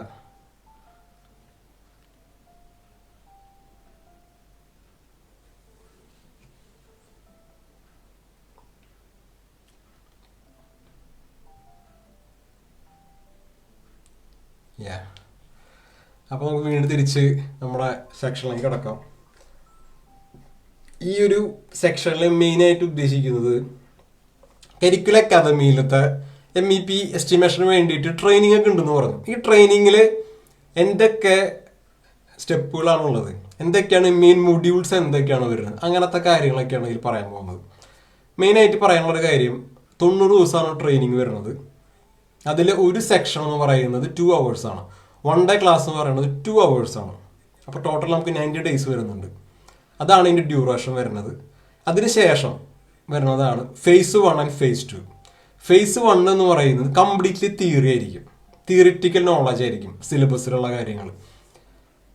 അതിൽ ഫസ്റ്റ് പോയിന്റ് നോക്കുകയാണെന്ന് വെച്ച് കഴിഞ്ഞാൽ cost engineering introduction, standards of project management, theoretical explanation of value engineering, introduction of AutoCAD software, introduction to the Revit software, plan swift software. ഇങ്ങനത്തെ മെയിനായിട്ട് തിയറി ആയിട്ട് വരുന്ന കാര്യങ്ങൾ, ഈ കാര്യങ്ങളല്ലാതെ കവർ ചെയ്യുന്നത് phase 1-ലായിരിക്കും. ഇപ്പം തിയറി എന്ന് പറഞ്ഞത് കാര്യം അങ്ങോട്ടും ഇങ്ങോട്ടും നമുക്ക് മറച്ചു മാറ്റിയൊന്നും പറയാൻ പറ്റില്ല, അത് തിയറി തന്നെയാണ്. ഓക്കെ, അപ്പം അതുകൊണ്ട് തിയറി എല്ലാവരും പഠിച്ചെടുത്തതിന് ശേഷം phase 2 ആയിട്ടുള്ള ലൈവ് സെക്ഷനിലേക്ക് ജോയിൻ ചെയ്യും. ഓക്കെ, ലൈവ് സെക്ഷനിലേക്ക് വരുന്ന സമയത്ത് മെയിനായിട്ട് നമ്മൾ ഡിസ്കസ് ചെയ്യാൻ പോകുന്നത് പ്രൊജക്റ്റിന്റെ നമ്മൾ മുന്നേ പറഞ്ഞു 3 പ്രൊജക്ട്സ് നമ്മൾ ഈ ഒരു ട്രെയിനിങ് സെക്ഷൻ, ഈ മെന്ററിംഗ് സെക്ഷനിൽ നമ്മൾ പ്രൊവൈഡ് ചെയ്തു. 3 പ്രൊജക്ട്സ്, 3 കാറ്റഗറി ഓഫ് പ്രൊജക്ട്സ്. അതിന്റെ ലൈവ് ഡിസ്കഷൻ ഉണ്ടായിരിക്കും. പ്രൊജക്റ്റിൽ ചെയ്യേണ്ട കാര്യങ്ങൾ എന്തൊക്കെയാണ്, എങ്ങനെയൊക്കെയാണ് ചെയ്യേണ്ടത്, ഇങ്ങനത്തെ കാര്യങ്ങളൊക്കെ നമ്മൾ വീണ്ടും ഡിസ്കസ് ചെയ്യും. ഫേസ് 1 ഓൾറെഡി ഒരു ഇന്റർനാഷണൽ ലൈവ് പ്രൊജക്ട് എന്ന് പറഞ്ഞ ലൈവ് പ്രൊജക്ട് സബ്മിറ്റ് പറഞ്ഞൊരു പോയിന്റ് ഉണ്ട്. അവിടെ നമ്മൾ കവർ ചെയ്യും. വീണ്ടും നമ്മൾ അതിലുള്ള ഡൗട്ട്സ് ഒക്കെ ക്ലിയർ ചെയ്യാൻ വേണ്ടിയിട്ടാണ് ഫേസ് 2 വീണ്ടും അത് റിപ്പീറ്റ് ചെയ്യുന്നത്. ഓക്കെ, അതിനുശേഷം 1-to-1 ലൈവ് റെസ്യൂം കറക്ഷൻ വിത്ത് മെന്റർ. അത് ഉദ്ദേശിക്കുന്നത് എന്താണെന്ന് വെച്ച് കഴിഞ്ഞാൽ നമ്മളിപ്പോൾ ലൈവായിട്ട് വന്നതിന് ശേഷം നിങ്ങൾക്കൊരു ബയോഡാറ്റ ഉണ്ട്, നിങ്ങൾക്ക് റെസ്യൂം ഉണ്ട്. ചിലപ്പോൾ നിങ്ങൾക്ക് ബയോഡാറ്റ ഉണ്ടാവില്ല. അങ്ങനെ ഒരു സിറ്റുവേഷൻ വരാണെന്ന് വെച്ച് കഴിഞ്ഞാൽ ബയോഡാറ്റ നമ്മൾ 0 നമ്മൾ ഉണ്ടാക്കിയെടുക്കും. ഒരു ഫ്രഷറാണെന്ന് വെച്ച് കഴിഞ്ഞാൽ അവന് വലിയ ഐഡിയ ഉണ്ടാവില്ല എങ്ങനെ ഒരു ബയോഡാറ്റ ഉണ്ടാക്കിയെടുക്കണം. ചിലപ്പോൾ പേഴ്സണൽ ഡീറ്റെയിൽസ് മാത്രം ഉണ്ടാവുള്ളൂ. കയ്യിൽ പേര് അറിയാം, ഡേറ്റ് ഓഫ് ബർത്ത് അറിയാം, ഇമെയിൽ ഐ ഡി അറിയാം, പാസ്പോർട്ട് നമ്പർ അറിയാം, ഇത് മാത്രമേ ഉണ്ടാവുള്ളൂ. പക്ഷെ അതിനുശേഷം ബാക്കിയുള്ള കാര്യങ്ങൾ എന്തൊക്കെയാണ് ആഡ് ചെയ്യേണ്ടത് എന്നുള്ളത് നമ്മൾ ഈ ഒരു പോർഷനിൽ വെച്ചിട്ടായിരിക്കും കവർ ചെയ്യുക. 1-to-1 ആയിട്ട് ഡയറക്റ്റ് ലൈവ് വന്നതിന് ശേഷം നമ്മൾ എല്ലാം ഡിസ്കസ് ചെയ്യും. ചിലപ്പോൾ ഒരു എക്സ്പീരിയൻസ് പ്രൊഫഷണൽ ആണെങ്കിൽ നിങ്ങൾക്കിപ്പോൾ 0 സ്റ്റാർട്ട് ചെയ്യുന്ന ആവശ്യം അവിടെ നിങ്ങൾക്ക് CV ഉണ്ടായിരിക്കാം. നിങ്ങൾ MEP എസ്റ്റിമേഷൻ പഠിച്ചതിന് ശേഷം നിങ്ങളൊരു മെക്കാനിക്കൽ എഞ്ചിനീയർ ആയിരുന്നു, പക്ഷെ എസ്റ്റിമേറ്റർ ആയിട്ട് നിങ്ങൾക്ക് ഇനി മൂവ് ചെയ്യണം പ്രൊഫഷണൽ. ഓക്കെ, അങ്ങനെ ഒരു സിറ്റുവേഷൻ വരുന്ന സമയത്ത് നിങ്ങളുടെ CV മസ്റ്റായിട്ട് മോഡിഫൈ ചെയ്യണം. CV മോഡിഫൈ ചെയ്യാണ്ട് ജോബൊന്നും കിട്ടുന്നില്ല. ഞാൻ മുന്നേ പറഞ്ഞ പോലെ തന്നെ നമുക്ക് ജോലി കിട്ടാൻ വേണ്ടിയിട്ടുള്ള പാസ്പോർട്ടാണ് റെസീം എന്ന് പറയുന്നത്. അപ്പോൾ റെസീം അടിപൊളിയായിരിക്കണം. റെസീം കണ്ടു കഴിഞ്ഞാൽ അപ്പോൾ തന്നെ നമ്മൾ ജോലിക്ക് വിളിക്കണം, അല്ലെങ്കിൽ ഇന്റർവ്യൂവിന് വിളിക്കണം. അപ്പോൾ അത്രയും നന്നായിട്ട് ഒരു 3-4 റെസ്യൂം പെർട്ടിക്കുലർ ജോബിന്റെ ആവശ്യത്തിന് വേണ്ടിയിട്ട് ഉണ്ടാക്കിയെടുക്കുക. അത് വെച്ചിട്ട് ജോലി അപ്ലൈ ചെയ്യുക. ഓക്കെ, അപ്പോൾ അതാണ് ഒരു മെത്തഡോളജി. അതാണ് ഇവിടെ നമ്മൾ ചെയ്യാൻ പോകുന്ന കാര്യം. 1-to-1 ലൈവ് റെസ്യൂം കറക്ഷൻ ഉദ്ദേശിക്കുന്നത്. പിന്നെ വരുന്നത് ലൈവ് ഡൗട്ട് ക്ലിയറിംഗ്. അതായത് ഈ ലൈവ് ഡൗട്ട് ക്ലിയർ ഉദ്ദേശിക്കുന്നത് ഫേസ് 1 ഡൗട്ടുകൾ ഉണ്ടാവുമല്ലോ, പഠിച്ച കാര്യങ്ങൾ, സിലബസിൽ ഡൗട്ടുണ്ട്, എനിക്ക് ഈ കാര്യത്തിന് വേണ്ടി മനസ്സിലായില്ല, ഈ കാര്യത്തിൽ കുറച്ചും കൂടി എനിക്ക് എക്സ്പ്ലെയിൻ ചെയ്ത് തരണം, ഒന്നുമില്ലാണ്ട് വേറൊരു പുതിയൊരു ടോപ്പിക് ആണെന്ന് വെച്ചാൽ അത് നമ്മൾ ഈ ഫേസ് 2 ഈ ഒരു സെക്ഷനിൽ വെച്ചിട്ട് ഡിസ്കസ് ചെയ്യും. ഓക്കെ, അതിനുശേഷം ഇൻഡസ്ട്രി ഇൻട്രാക്ഷൻ നമുക്ക് സ്ലൈഡ് നോക്കിയാൽ കാണാൻ പറ്റും. ഇൻഡസ്ട്രി ഇൻട്രാക്ഷൻ ഉദ്ദേശിക്കുന്നത് കറന്റ്ലി എസ്റ്റിമേറ്റർ ആയിട്ട് അല്ല QS ആയിട്ട് വർക്ക് ചെയ്യുന്ന ഒരു പ്രൊഫഷണൽ ആയിട്ട് ഒരു ഫ്രണ്ട്, ഒരു കൊളീക്കോ അല്ല കരിക്കുലർ അക്കാദമിയുടെ ടീം മെമ്പർ ആയിട്ട് ഡയറക്റ്റ് ഒരു ലൈവ് ചാറ്റ്, നമ്മൾ പഠിപ്പിച്ച കാര്യങ്ങളൊക്കെ തന്നെയാണ് ഇൻ റിയാലിറ്റിയിൽ നടക്കുന്നത്, അല്ലെങ്കിൽ എന്തെങ്കിലും മാറ്റങ്ങളുണ്ടോ, ഇനി എന്തെങ്കിലും മാറ്റങ്ങൾ ചെയ്യാനുണ്ടോ, അങ്ങനത്തെ കാര്യങ്ങളൊക്കെ ഒരു ഡിസ്കസ് ചെയ്യുന്ന ഒരു ഫ്രണ്ട്ലി ചാറ്റ്, അതാണ് ഉദ്ദേശിക്കുന്നത്. അതിന് ശേഷം അവസാനമായിട്ട് കാണാം HR interview questions and tips. നമ്മളിപ്പോൾ എസ്റ്റിമേറ്റർ ആയിട്ട് പോകുന്ന സമയത്ത് മിഡിൽ ഈസ്റ്റിലേക്ക് നമ്മൾ ട്രാവൽ ചെയ്യണം, വിസിറ്റ് എടുത്തിട്ട് പോകണം. അപ്പോൾ നമ്മുടെ കയ്യിൽ ലിമിറ്റഡ് ആണ് ടൈമൊക്കെ, 3 months നമ്മുടെ കയ്യിലുള്ളൂ. അപ്പോൾ നമുക്ക് ഇന്റർവ്യൂവിന് പോകുന്ന സമയത്ത് നമുക്കറിയണം എന്ത് ക്വസ്റ്റ്യൻസ് ആണ് ചോദിക്കാൻ പോകുന്നത്. നമ്മൾ ഓൾറെഡി കരിക്കുലർ അക്കാദമിയിൽ അണ്ടർ ട്രെയിനിങ് എടുത്തിട്ടുണ്ട്, പക്ഷേ ക്വസ്റ്റ്യൻസും കാര്യങ്ങളൊന്നും വലിയ ഐഡിയ ഇല്ല. അപ്പോൾ ഇങ്ങനെ സിറ്റുവേഷൻ വരുന്ന സമയത്ത് നമ്മൾ ട്രെയിനിങ്ങിന്റെ ഭാഗമായിട്ട് HR ഇന്റർവ്യൂ ക്വസ്റ്റ്യൻസ് എന്തൊക്കെയാണ്, നമ്മൾ എങ്ങനെയൊക്കെ ആൻസർ ചെയ്യണം ചോദിക്കുന്ന കാര്യങ്ങൾക്ക്, ജനറൽ ആയിട്ടുള്ള ഒരു ബഞ്ച് ഓഫ് ക്വസ്റ്റ്യൻസ് നമ്മൾ പ്രാക്ടീസ് ചെയ്യുന്നതായിരിക്കും. ഓക്കെ, പിന്നെയുള്ളതാണ് HR mock interview sections. HR mock interview section എന്ന് ബേസ് ഉദ്ദേശിച്ച് കഴിഞ്ഞാൽ നമ്മളൊരു 4 സെക്ഷൻ ലൈവായിട്ട് അറേഞ്ച് ചെയ്യും. ലൈവായിട്ട് അറേഞ്ച് ചെയ്ത് പറഞ്ഞിട്ടുണ്ടെങ്കിൽ വെച്ച് കഴിഞ്ഞാൽ അപ്പോയിൻമെന്റ് എടുത്തിട്ട് ഒരു മോക്ക് ഇന്റർവ്യൂ ആണ്. പ്രാക്ടീസ് പോലെ സെക്ഷൻ അല്ല, പ്രൊഫഷണലായിട്ട് ഒരു മെത്തേഡിൽ നമ്മൾ ഇന്റർവ്യൂ സെറ്റ് ചെയ്യും. അതിൽ നമ്മൾ ക്വസ്റ്റ്യൻസ് 1 റൗണ്ട് ചോദിക്കും, 3-4 പേര് പാനലുണ്ടായിരിക്കും. അങ്ങനെ ക്വസ്റ്റ്യൻസ് ചോദിച്ചതിന് ശേഷം അതിന്റെ ആ ഒരു സെക്ഷൻ റെക്കോർഡ് ചെയ്തിട്ട് നിങ്ങൾക്ക് തന്നെ അയച്ചു തരും. എന്നിട്ട് അതിൽ എന്തൊക്കെ കുറവുള്ളത് നിങ്ങൾ തന്നെ കണ്ടുപിടിക്കുക. കണ്ടുപിടിച്ചതിന് ശേഷം നമ്മൾ അതിൽ വീണ്ടും നമ്മൾ റിപ്പീറ്റ് ചെയ്യുക, എന്തൊക്കെ കാര്യങ്ങളാണ് അതിൽ മോഡിഫൈ ചെയ്യേണ്ടത്. ചിലപ്പോൾ നമ്മൾ ചെറിയൊരു എക്സാമ്പിൾ ഞാൻ പറഞ്ഞുതരാം. നിങ്ങൾ ഫ്രഷറാണെന്ന് വെച്ച് കഴിഞ്ഞാൽ നിങ്ങൾ എപ്പോഴും കേൾക്കുന്ന ഒരു കാര്യമായിരിക്കും, നിങ്ങൾ എത്ര സാലറി എക്സ്പെക്ട് ചെയ്യുന്നുണ്ട്, എത്രത്തോളം സാലറി നിങ്ങൾക്ക് വേണം എന്നൊരു ചോദ്യം ചോദിച്ചോ ഒരു എംപ്ലോയർ. അപ്പോൾ പറയും എനിക്ക് ഇത്ര സാലറി വേണോ എന്നാലേ ഞാൻ ജോലി ചെയ്യുള്ളൂ പറഞ്ഞിട്ടുണ്ടെങ്കിൽ അപ്പം തന്നെ പറയാം ഞങ്ങൾക്ക് ഇത്ര സാലറി ഒന്നും തരാൻ പറ്റില്ല, ഞങ്ങൾ ചെറിയൊരു കമ്പനിയാണെന്ന് പറഞ്ഞിട്ടുണ്ടെങ്കിൽ അപ്പം തന്നെ ആ ഇന്റർവ്യൂവിനെ നേരത്തിൽ തീരുമാനമായി, ഇന്റർവ്യൂ കിട്ടില്ല. അപ്പോൾ ഫ്രഷറാണെന്ന് വെച്ചാൽ ഒരു കാരണവശാൽ ഇത്ര സാലറി വേണം, എനിക്ക് ഇങ്ങനെ വേണം, അങ്ങനെ നമ്മൾ പോയിട്ട് പറയാൻ പാടില്ല. പക്ഷേ വീണ്ടും റിപ്പീറ്റ് ചെയ്യുന്നു, പക്ഷേ നിങ്ങളുടെ എക്സ്പീരിയൻസ് പ്രൊഫഷണലാണ്, നിങ്ങൾക്ക് 5+ years എക്സ്പീരിയൻസ് ഉള്ള ഒരാളാണെന്ന് വെച്ച് കഴിഞ്ഞാൽ നിങ്ങൾക്ക് റിക്വസ്റ്റ് ചെയ്യാം, അല്ലെങ്കിൽ നിങ്ങൾക്ക് നെഗോഷിയേറ്റ് ചെയ്യാം. എനിക്ക് ഇത്ര എക്സ്പീരിയൻസ് ഉണ്ടായിരുന്നു, ഞാൻ ഇവിടേക്ക് വർക്ക് ചെയ്ത് ഇത്ര പേർക്ക് പ്രൊജക്ട് ഞാൻ ഹാൻഡിൽ ചെയ്തിട്ടുണ്ട്, ഞാൻ ക്വാളിഫൈഡ് ആയിട്ടുള്ള ഒരാളാണ്, ഇത്ര സോഫ്റ്റ്വെയറുകൾ എനിക്കറിയാം, അങ്ങനെ വെച്ചിട്ട് നെഗോഷിയേറ്റ് ചെയ്തിട്ട് സാലറി ബാർഗെയിൻ ചെയ്യാം. സാലറി ബാർഗെയിൻ ചെയ്തിട്ട് മാക്സിമം എത്ര കമ്പനിക്ക് പ്രൊവൈഡ് ചെയ്യാൻ പറ്റും ആ സാലറി മേടിച്ചെടുക്കാൻ നോക്കാം. അത് ഞാൻ ചെറിയൊരു എക്സാമ്പിൾ പറഞ്ഞാണ് ഞാൻ ഈ ഒരു സാലറിയുടെ ക്വസ്റ്റ്യൻ ഇന്റർവ്യൂവിന് വരുന്നത്. ഓക്കെ, അതിനുശേഷം പിന്നെ വരുന്നൊരു പോയിന്റ് ആണ്, സ്ലൈഡിൽ നോക്കിയാൽ കാണാൻ പറ്റും, LinkedIn portal setup. LinkedIn portal ഉദ്ദേശിക്കുന്നത് ബേസിക്കലി ഉദ്ദേശിക്കുന്നത് വെച്ച് കഴിഞ്ഞാൽ നമുക്ക് എല്ലാവർക്കും ലിങ്ക്ഡിൻ എന്ന് പറയുന്നത് ഒരു സോഷ്യൽ മീഡിയ ആണ്. പക്ഷേ സോഷ്യൽ മീഡിയ ഫേസ്ബുക്ക് അതുപോലെ തന്നെ ഇൻസ്റ്റാഗ്രാമിൽ കാണുന്ന പോലത്തെ ഒരു സോഷ്യൽ മീഡിയ എന്റർടൈൻമെന്റിന് വേണ്ടി യൂസ് ചെയ്യുന്ന ഒരു സോഷ്യൽ മീഡിയ അല്ല ലിങ്ക്ഡിൻ എന്ന് പറയുന്നത്. ലിങ്ക്ഡിൻ എന്ന് പറയുന്നത് പ്രൊഫഷണലായിട്ട് നമ്മുടെ ഒരു പ്രൊഫൈലോ അല്ലെങ്കിൽ നമ്മുടെ ഒരു ബയോഡാറ്റ കീപ്പ് ചെയ്യുന്ന ഒരു സോഷ്യൽ മീഡിയ ആണ് ലിങ്ക്ഡിൻ എന്ന് പറയും. നിങ്ങളിപ്പോൾ ഒരു എഞ്ചിനീയറിംഗ് പ്രൊഫഷണൽ ആണെങ്കിൽ വെച്ചാൽ തീർച്ചയായും നിങ്ങൾക്കൊരു ലിങ്ക്ഡിൻ പ്രൊഫൈൽ ഉണ്ടായിരിക്കണം. എന്താ റീസൺ എന്ന് വെച്ച് കഴിഞ്ഞാൽ ഒന്നും ലിങ്ക്ഡിനെ പറ്റി ഒന്നും അറിയാത്ത ഒരാൾക്കാണ് ഞാൻ പറഞ്ഞുതരാം. എന്തുകൊണ്ടാണ് ലിങ്ക്ഡിന്റെ ആവശ്യം എന്ന് വെച്ച് കഴിഞ്ഞാൽ കറന്റ് മാർക്കറ്റ് ജോബിന് വേണ്ടിയിട്ടുള്ള കാൻഡിഡേറ്റ്സിനെ നോക്കുന്നത് കൂടുതൽ ലിങ്ക്ഡിൻ പ്രൊഫൈലിനുള്ളതാണ്. ലിങ്ക്ഡിൻ പ്രൊഫൈലിന്റെ ഉള്ളിലെ ആക്ടിവിറ്റീസ് നോക്കിയിട്ടുണ്ടെങ്കിൽ വെച്ചാൽ കാണാം ആൾ എവിടെയൊക്കെ വർക്ക് ചെയ്തു, എപ്പോൾ ട്രാവൽ ചെയ്തു, എങ്ങനെയൊക്കെയാണ്, എന്താ സർട്ടിഫിക്കേഷൻ ആളൊക്കെ ഉണ്ട്, ഇങ്ങനത്തെ കാര്യങ്ങളൊക്കെ പബ്ലിക്കലി പ്രസന്റ് ചെയ്യുന്ന ഒരു പ്ലാറ്റ്ഫോമാണ് ലിങ്ക്ഡിൻ ഉദ്ദേശിക്കുന്നത്. മസ്റ്റായിട്ട് ലിങ്ക്ഡിൻ പ്രൊഫൈൽ ഉണ്ടാക്കണം. അപ്പോൾ ആ ഒരു പ്രോസസ്സ് നമ്മൾ ചെയ്യുന്നത് phase 2 ഈ ഒരു ഏരിയയിൽ വെച്ചിട്ടായിരിക്കും നമ്മൾ ലിങ്ക്ഡിൻ പ്രൊഫൈൽ ഉണ്ടാക്കിയെടുക്കുക. പിന്നെ അതിനുശേഷം വരുന്നതാണ് job portal setup. Job portal setup എന്ന് ബേസിക് ഉദ്ദേശിക്കുന്നത് ഓരോ രാജ്യത്തും ഡിഫറെന്റ് ടൈപ്പ് ഓഫ് വെബ്സൈറ്റ്സ് ആയിരിക്കും യൂസ് ചെയ്യുക ജോബ് തിരയാൻ വേണ്ടി, അല്ലെങ്കിൽ ജോബ് സെർച്ച് ചെയ്യാൻ വേണ്ടിയിട്ട്. ഇപ്പോൾ എക്സാമ്പിൾ പറയുകയാണെന്ന് വെച്ചാൽ ഇന്ത്യയിലാണെന്ന് വെച്ചാൽ ഇൻഡീഡ്, അതുപോലെ Naukri.com, അങ്ങനെ പോപ്പുലർ ആയിട്ടുള്ള വെബ്സൈറ്റ്സ് ഉണ്ട്. ഇപ്പോൾ UK വെച്ച് കഴിഞ്ഞാൽ CV ലൈബ്രറി ഭയങ്കര ഫേമസ് ആയിട്ടുള്ള ഒരു വെബ്സൈറ്റ്, അതുപോലെ ഇൻഡീഡ്. അപ്പോൾ ഓരോ രാജ്യത്തിലും ഭയങ്കര ഫേമസ് ആയിട്ടുള്ള വെബ്സൈറ്റ്സ് ഉണ്ട്. ആ വെബ്സൈറ്റിൽ പോയിട്ട് നമ്മുടെ പ്രൊഫൈൽ പോയിട്ട് രജിസ്റ്റർ ചെയ്യണം. അതൊരു പോർട്ടൽ എന്നാണ് ഞാൻ പറയുന്നത്. പോർട്ടൽ സെറ്റപ്പ് ചെയ്തതിന് ശേഷം നമ്മൾ ജോബ് അപ്ലൈ ചെയ്യാൻ പോകണം. ഈ ഒരു കാര്യം ചെയ്യുന്നത് phase 2 വെച്ചിട്ടാണ് നമ്മൾ ട്രെയിനിങ്ങിന് ജോയിൻ ചെയ്യുന്ന എല്ലാവർക്കും നമ്മൾ ആ ഒരു സിസ്റ്റം നമ്മൾ ചെയ്യുന്നുണ്ട്. ഓക്കെ. പിന്നീട് വരുന്നതാണ് ജോബ് അസിസ്റ്റൻസ്. ജോബ് അസിസ്റ്റൻസ് ആണ് നമ്മൾ പ്രൊവൈഡ് ചെയ്യുന്നത്. നമ്മുടെ കയ്യിലുള്ള കുറച്ച് ക്ലയൻറ്റും അതുപോലെ തന്നെ അങ്ങനത്തെ റെഫറൻസ് കുറച്ച് കരിക്കുലർ അക്കാദമിയുടെ അണ്ടറിലുണ്ട്. ഓക്കെ. അത് വെച്ചിട്ട് നമുക്ക് ജോബിനൊക്കെ നമുക്ക് അപ്ലൈ ചെയ്യാനുള്ള റെഫറൻസും കാര്യങ്ങളൊക്കെ കരിക്കുലർ അക്കാദമി പ്രൊവൈഡ് ചെയ്യുന്നതായിരിക്കും. പിന്നീട് അവസാനമായിട്ട് സർട്ടിഫിക്കേഷൻ നമുക്ക് വേണമല്ലോ. സർട്ടിഫിക്കേഷൻ ഇല്ലാണ്ട് നമ്മൾ പഠിച്ചു എന്ന് പറഞ്ഞതിന് വലിയ തെളിവൊന്നുമില്ല. കരിക്കുലർ അക്കാദമി സർട്ടിഫിക്കേഷൻ പ്രൊവൈഡ് ചെയ്യുന്നതായിരിക്കും. ഓക്കെ. ഇതാണ് ഒരു ജനറൽ ടോപ്പിക്സും അതുപോലെ തന്നെ നമ്മൾ കവർ ചെയ്യാൻ പോകുന്ന മൊഡ്യൂൾസും കാര്യങ്ങളല്ലാതെ. ഞാൻ വിചാരിക്കുന്നു നിങ്ങൾക്ക് എല്ലാവർക്കും മനസ്സിലായി എന്ന് വിചാരിക്കുന്നു ഞാൻ. ഓക്കെ. ടോട്ടൽ ഒരു 90 days ആണ് വരുന്നത്. പിന്നെ ഞാൻ ഒരു MEP എസ്റ്റിമേഷൻ്റെ പറ്റിയിട്ട് തന്നെ അതിൽ കൺസ്ട്രക്ഷൻ ഫീൽഡിനുള്ളിലത്തെ ചെറിയൊരു സെക്ഷൻ ഞാൻ കവർ ചെയ്യാം. അതൊരു ഡെമോൺസ്ട്രേഷനുള്ള ഒരു ഭാഗമാണ്. അതും കൂടെ ഞാൻ ഈ ഒരു സെക്ഷനിൽ ഞാൻ കവർ ചെയ്യാം. ഞാൻ ഒന്നുകൂടി ലൈവ് നോക്കട്ടെ, എത്ര മിനിറ്റ്സ് ആയി നോക്കട്ടെ.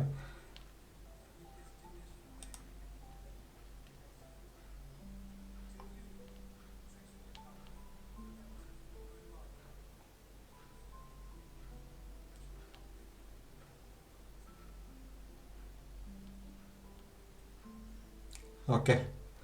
അപ്പോൾ വീണ്ടും സെക്ഷനിലേക്ക് കടക്കാം കേട്ടോ. ലൈവ് അല്ലാതും എല്ലാവരും കാണുന്നുണ്ട്, എല്ലാവർക്കും മനസ്സിലാവുന്നുണ്ട് ഞാൻ പ്രതീക്ഷിക്കുന്നു. ഞാൻ ക്വസ്റ്റ്യൻസ് ഉണ്ടെങ്കിൽ വെച്ച് കഴിഞ്ഞാൽ always welcome, please ask some questions. Okay. അപ്പോൾ നമ്മൾ സെക്ഷനിലേക്ക് കടക്കാൻ പോകണം. സെക്ഷനിൽ ഇതിൽ വരുന്നത് ടൈപ്സ് ഓഫ് കൺസ്ട്രക്ഷൻ എന്തൊക്കെ തരം കൺസ്ട്രക്ഷൻസ് ആണ് കറന്റ്ലി അവൈലബിൾ ആയിട്ടുള്ളത്. ജനറൽ ആയിട്ടുള്ള കാറ്റഗറൈസേഷൻ ആണ് ഇവിടെ ചെയ്യുന്നത്. അതിൽ നോക്കുകയാണെങ്കിൽ വെച്ച് കഴിഞ്ഞാൽ നമുക്ക് 4 കാറ്റഗറി ഓഫ് കൺസ്ട്രക്ഷൻസ് ഉണ്ട്. ഓക്കെ. അതിലാദ്യം വരുന്നത് residential construction, commercial construction, industry construction, infrastructure construction. ഇതാണ് 4 കാറ്റഗറി. ഇനി വേറെ കാറ്റഗറി ഉണ്ടായിരിക്കാം, പക്ഷെ കരിക്കുലർ അക്കാദമി കാറ്റഗറൈസ് ചെയ്തിരിക്കുന്ന 4 എണ്ണമാണ്. ഓക്കെ. റെസിഡൻഷ്യൽ എന്ന് പറഞ്ഞാൽ നമുക്ക് എല്ലാവർക്കും അറിയാം, നമ്മൾ വീട് ഒരു എക്സാമ്പിൾ, ആളുകൾ കൂടി താമസിക്കുന്ന ഒരു ലിവിങ് സ്പേസ് ആണ് ഉദ്ദേശിക്കുന്നത് റെസിഡൻഷ്യൽ ഉദ്ദേശിക്കുന്നത്. അതിനുശേഷം കൊമേഴ്ഷ്യൽ കൺസ്ട്രക്ഷൻ. കൊമേഴ്ഷ്യൽ എന്താണ്? ഓഫീസ് ബിൽഡിങ്സ്, ഷോപ്പ്, ഇതൊക്കെ കൊമേഴ്ഷ്യൽ ആയിട്ടുള്ള ബിൽഡിങ്സും കൺസ്ട്രക്ഷൻസ് ആണ്. Industrial construction. Okay. Infrastructure construction. നിങ്ങൾക്ക് റൈറ്റ് സൈഡിൽ നോക്കിയിട്ടുണ്ടെന്ന് വെച്ചാൽ കാണാം, റൈറ്റ് സൈഡിൽ ഓരോ കാറ്റഗറിയിലും വരുന്ന ബിൽഡിങ്സ് ഏതാണ് അത് മെൻഷൻ ചെയ്തിട്ടുണ്ട്. ഞാൻ അത് വായിക്കുക. ഇതിന് റെസിഡൻഷ്യലിന്റെ അണ്ടറിൽ വരുന്നതാണ് single story buildings, multi story buildings. അതായത് 1 നില കെട്ടിടം, 2 നില കെട്ടിടം, 3-4 ഫ്ലോറുള്ള അങ്ങനത്തെ, അതൊരു മാക്സിമം 3 ഫ്ലോർ വരെ കേട്ടോ. മൾട്ടി സ്റ്റോറി ഹൗസ് ഉദ്ദേശിച്ചത് അത് റെസിഡൻഷ്യൽ സ്പേസ് ആണ്. റെസിഡൻഷ്യൽ എന്ന് പറയുമ്പോൾ എല്ലാ മനുഷ്യന്മാരും താമസിക്കുന്ന ഒത്തുകൂടുന്ന ഒരു സ്ഥലമാണ് റെസിഡൻഷ്യൽ ഉദ്ദേശിക്കുന്നത്. ഓക്കെ. അത് രണ്ടാമത്തെ വരുന്ന കാറ്റഗറിയാണ് കൊമേഴ്ഷ്യൽ എന്ന് പറയുമ്പോൾ എന്തൊക്കെയാണ് അതിൽ വരുന്നത്? ഓഫീസ് സ്പേസ്, ടവർ ഉദ്ദേശിക്കുന്നത് നമ്മുടെ അതിൽ എക്സാമ്പിൾ ബുർജ് ഖലീഫ ഒരു ടവറാണ്. ടോളായിട്ട് നേരെ ഇങ്ങനെ വെർട്ടിക്കലായിട്ട് പോകുന്ന ഒരു ബിൽഡിങ്ങിനെയാണ് ടവർ ഉദ്ദേശിക്കുന്നത്. ഓക്കെ. പിന്നെ വരുന്നതാണ് ഷോപ്പിംഗ് മാൾ ഇപ്പോൾ എല്ലാവർക്കും അറിയാം, പ്രത്യേകിച്ച് പറഞ്ഞു തരുന്ന കാര്യമില്ല. പാർക്ക് എന്ന് പറഞ്ഞിട്ടുണ്ടെങ്കിൽ വെച്ച് കഴിഞ്ഞാൽ നമുക്ക് റിലാക്സ് ചെയ്യാൻ വേണ്ടിയിട്ട് ഇങ്ങനെ സെറ്റ് ചെയ്തിട്ടുള്ള ഒരു ഏരിയയാണ് പാർക്ക് ഉദ്ദേശിക്കുന്നത്. പിന്നെ സ്റ്റോറേജ് സ്പേസ്, പിന്നെ വെയർഹൗസ്. എന്താണ് വെയർഹൗസ്? നമുക്ക് എല്ലാവർക്കും അറിയാം വെയർഹൗസ് എന്താണ്. നമ്മൾ കേട്ടിട്ടുണ്ടോ? കുഞ്ഞ് എക്സ്പ്ലെയിൻ ചെയ്ത് തരണം വെയർഹൗസ് എന്താണ്. ഇതാണ് കൊമേഴ്ഷ്യൽ സ്പേസിൽ വരുന്ന ആ ഒരു ബ്രാക്കറ്റിൽ വരുന്ന ബിൽഡിങ്സ്. പിന്നെ അടുത്ത് വരുന്നതാണ് ഇൻഫ്രാസ്ട്രക്ചർ.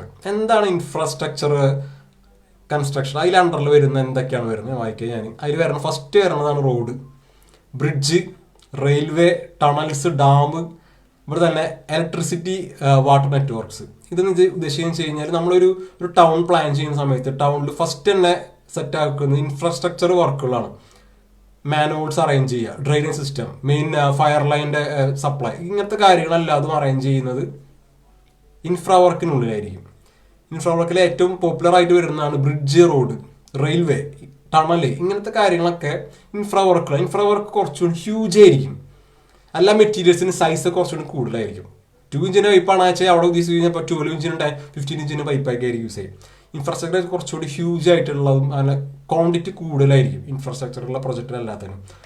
പിന്നെ അടുത്തൊരു കാറ്റഗറിയാണ് ഇൻഡസ്ട്രിയൽ. എന്താണ് ഇൻഡസ്ട്രിയൽ കാറ്റഗറിയിൽ വരുന്ന പ്രൊജക്ട്സ്? ഫാക്ടറീസ്, അതുപോലെ തന്നെ warehouse, power plant, processing plant.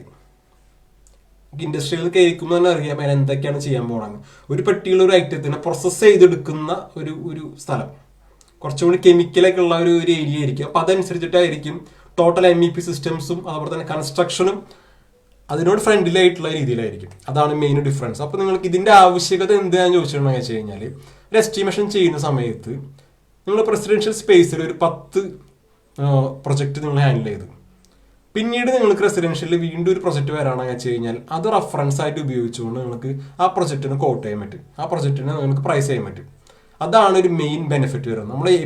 നമ്മൾ ഏത് പ്രൊജക്റ്റും ഒരു ടെൻഡർ ടീമിലേക്ക് അല്ലെങ്കിൽ വെച്ച് കഴിഞ്ഞാൽ ഒരു ബിഡിങ് ടീമിലേക്ക് ഒരു കമ്പനിയിലേക്ക് വരുന്ന സമയത്ത് നമ്മൾ കാറ്റഗറൈസ് ചെയ്യണം. ഏത് പ്രൊജക്റ്റാണ്, ഇത് എപ്പോൾ ചെയ്തിട്ടുള്ള കാര്യമാണ്, അങ്ങനെ നമ്മൾ കാറ്റഗറൈസ് ചെയ്യണമെന്ന് വെച്ച് കഴിഞ്ഞാൽ കുറച്ചും കൂടി സിമ്പിളായിരിക്കും നമുക്ക് വർക്ക് കംപ്ലീറ്റ് ചെയ്യാൻ വേണ്ടിയിട്ട്. ഒരു വീക്കിലി ചിലപ്പോൾ ഒരു 5 to 10 പ്രൊജക്ട്സ് ഒക്കെ ഒരുമിച്ച് ഹാൻഡിൽ ആയിട്ട് വരും, ഡിപ്പെൻഡ് ഓൺ നമ്മുടെ പ്രൊജക്ട് ടീം അനുസരിച്ചിട്ട്. അപ്പം അതുകൊണ്ട് എപ്പോഴും ഏത് കാറ്റഗറി ഓഫ് പ്രൊജക്റ്റ് ആണെന്ന് ആദ്യം തന്നെ മനസ്സിലാക്കുക. എന്നാലാണ് കുറച്ചുകൂടി ചെയ്യാൻ എളുപ്പമുണ്ടാവുള്ളൂ. അതുകൊണ്ടാണ് ഈ ഒരു ടോപ്പിക്ക് ഇതിൽ ഇൻക്ലൂഡ് ചെയ്യാനുള്ള കാരണം. നമ്മളിപ്പോൾ പറഞ്ഞുകൊണ്ടിരിക്കുന്നത് MEP എസ്റ്റിമേഷൻ്റെ ഡെമോ സെക്ഷൻ്റെ കാര്യമാണ് പറഞ്ഞുകൊണ്ടിരിക്കുന്നത്. അതിൽ വരെ ടോപ്പിക്സും നമ്മൾ നേരത്തെ സിലബസ് എന്താണ്, അതിലെന്തൊക്കെ ഫ്രെയിം വർക്കാണ് വരിക, എന്താണ് എസ്റ്റിമേഷൻ, പിന്നെ നമുക്ക് മെയിനായിട്ട് ഫോക്കസ് ചെയ്യുന്നത് മെയിനായിട്ട് വരുന്ന പ്രശ്നങ്ങൾ എന്തൊക്കെയാണ്, അങ്ങനത്തെ കാര്യങ്ങളൊക്കെ നമ്മൾ മുന്നേ പറഞ്ഞു പോയിട്ടുണ്ട്. ഇപ്പോൾ പുതിയതായിട്ട് ജോയിൻ ചെയ്യുന്നവർക്ക് വേണ്ടിയിട്ടാണ് ഞാൻ വീണ്ടും പറയുന്നത്. അങ്ങനത്തെ കാര്യങ്ങളൊക്കെ പ്രീവിയസ് സ്ലൈഡിൽ ഡിസ്കസ് ചെയ്ത് പോയിട്ടുണ്ട്. ഓക്കെ, അപ്പോൾ ഇതാണ് ഈ ടൈപ്പ് ഓഫ് കൺസ്ട്രക്ഷൻ ഉദ്ദേശിക്കുന്നത്. ഈ 4 കാറ്റഗറിയിലാണ് ഇപ്പോൾ കറൻ്റിലി മാർക്കറ്റിലുള്ള പ്രൊജക്ട്സൊക്കെ വന്ന് വീഴുന്നത്. ഓക്കെ, അപ്പോൾ നിങ്ങൾക്ക് റോഡിൻ്റെ ഒരു പ്രൊജക്റ്റ് വന്നു വിചാരിച്ചോ, മിഡിൽ ഈസ്റ്റിൽ നിന്ന് ഒരു പ്രൊജക്റ്റ് ഒന്നുണ്ടെങ്കിൽ വെച്ചാൽ നിങ്ങൾക്ക് മുന്നേ ചെയ്തിട്ടുള്ള പ്രൊജക്റ്റ് ഉണ്ടെങ്കിൽ വെച്ചാൽ നിങ്ങൾക്ക് റെഫറൻസ് എടുക്കാം, നിങ്ങൾക്ക് അതിൻ്റെ കൊട്ടേഷൻസ് എടുക്കാം, നിങ്ങൾക്ക് അതിൻ്റെ പ്രൈസ് എടുക്കാം, അങ്ങനത്തെ കാര്യങ്ങളൊക്കെ എടുക്കാൻ പറ്റും. അപ്പോൾ അതിന് വേണ്ടിയിട്ട് always make sure to categorise the project. എല്ലാ പ്രൊജക്റ്റും കാറ്റഗറൈസ് ചെയ്യാം. ഓക്കെ, അപ്പോൾ നമുക്ക് നെക്സ്റ്റ് സ്ലൈഡിലേക്ക് പോകാം. നെക്സ്റ്റ് സ്ലൈഡ് ഉദ്ദേശിക്കുന്നത് കോസ്റ്റ് എസ്റ്റിമേഷൻ, പ്രോസസ് മാനേജ്മെൻറ്റ്. ഞാൻ നേരത്തെ പറഞ്ഞ പോലെ തന്നെ നമ്മുടെ ഫ്രെയിം വർക്കിനുള്ളിലത്തെ ഫേസ് 1 വരുന്ന ഒരു ടോപ്പിക്കാണ് കോസ്റ്റ് എസ്റ്റിമേഷൻ, പ്രോസസ് മാനേജ്മെൻറ്റ് ഉദ്ദേശിക്കുന്നത്. ഓക്കെ, അതിൽ വളരെ കോറായിട്ടുള്ള ഒരു ഏരിയ ആണത്.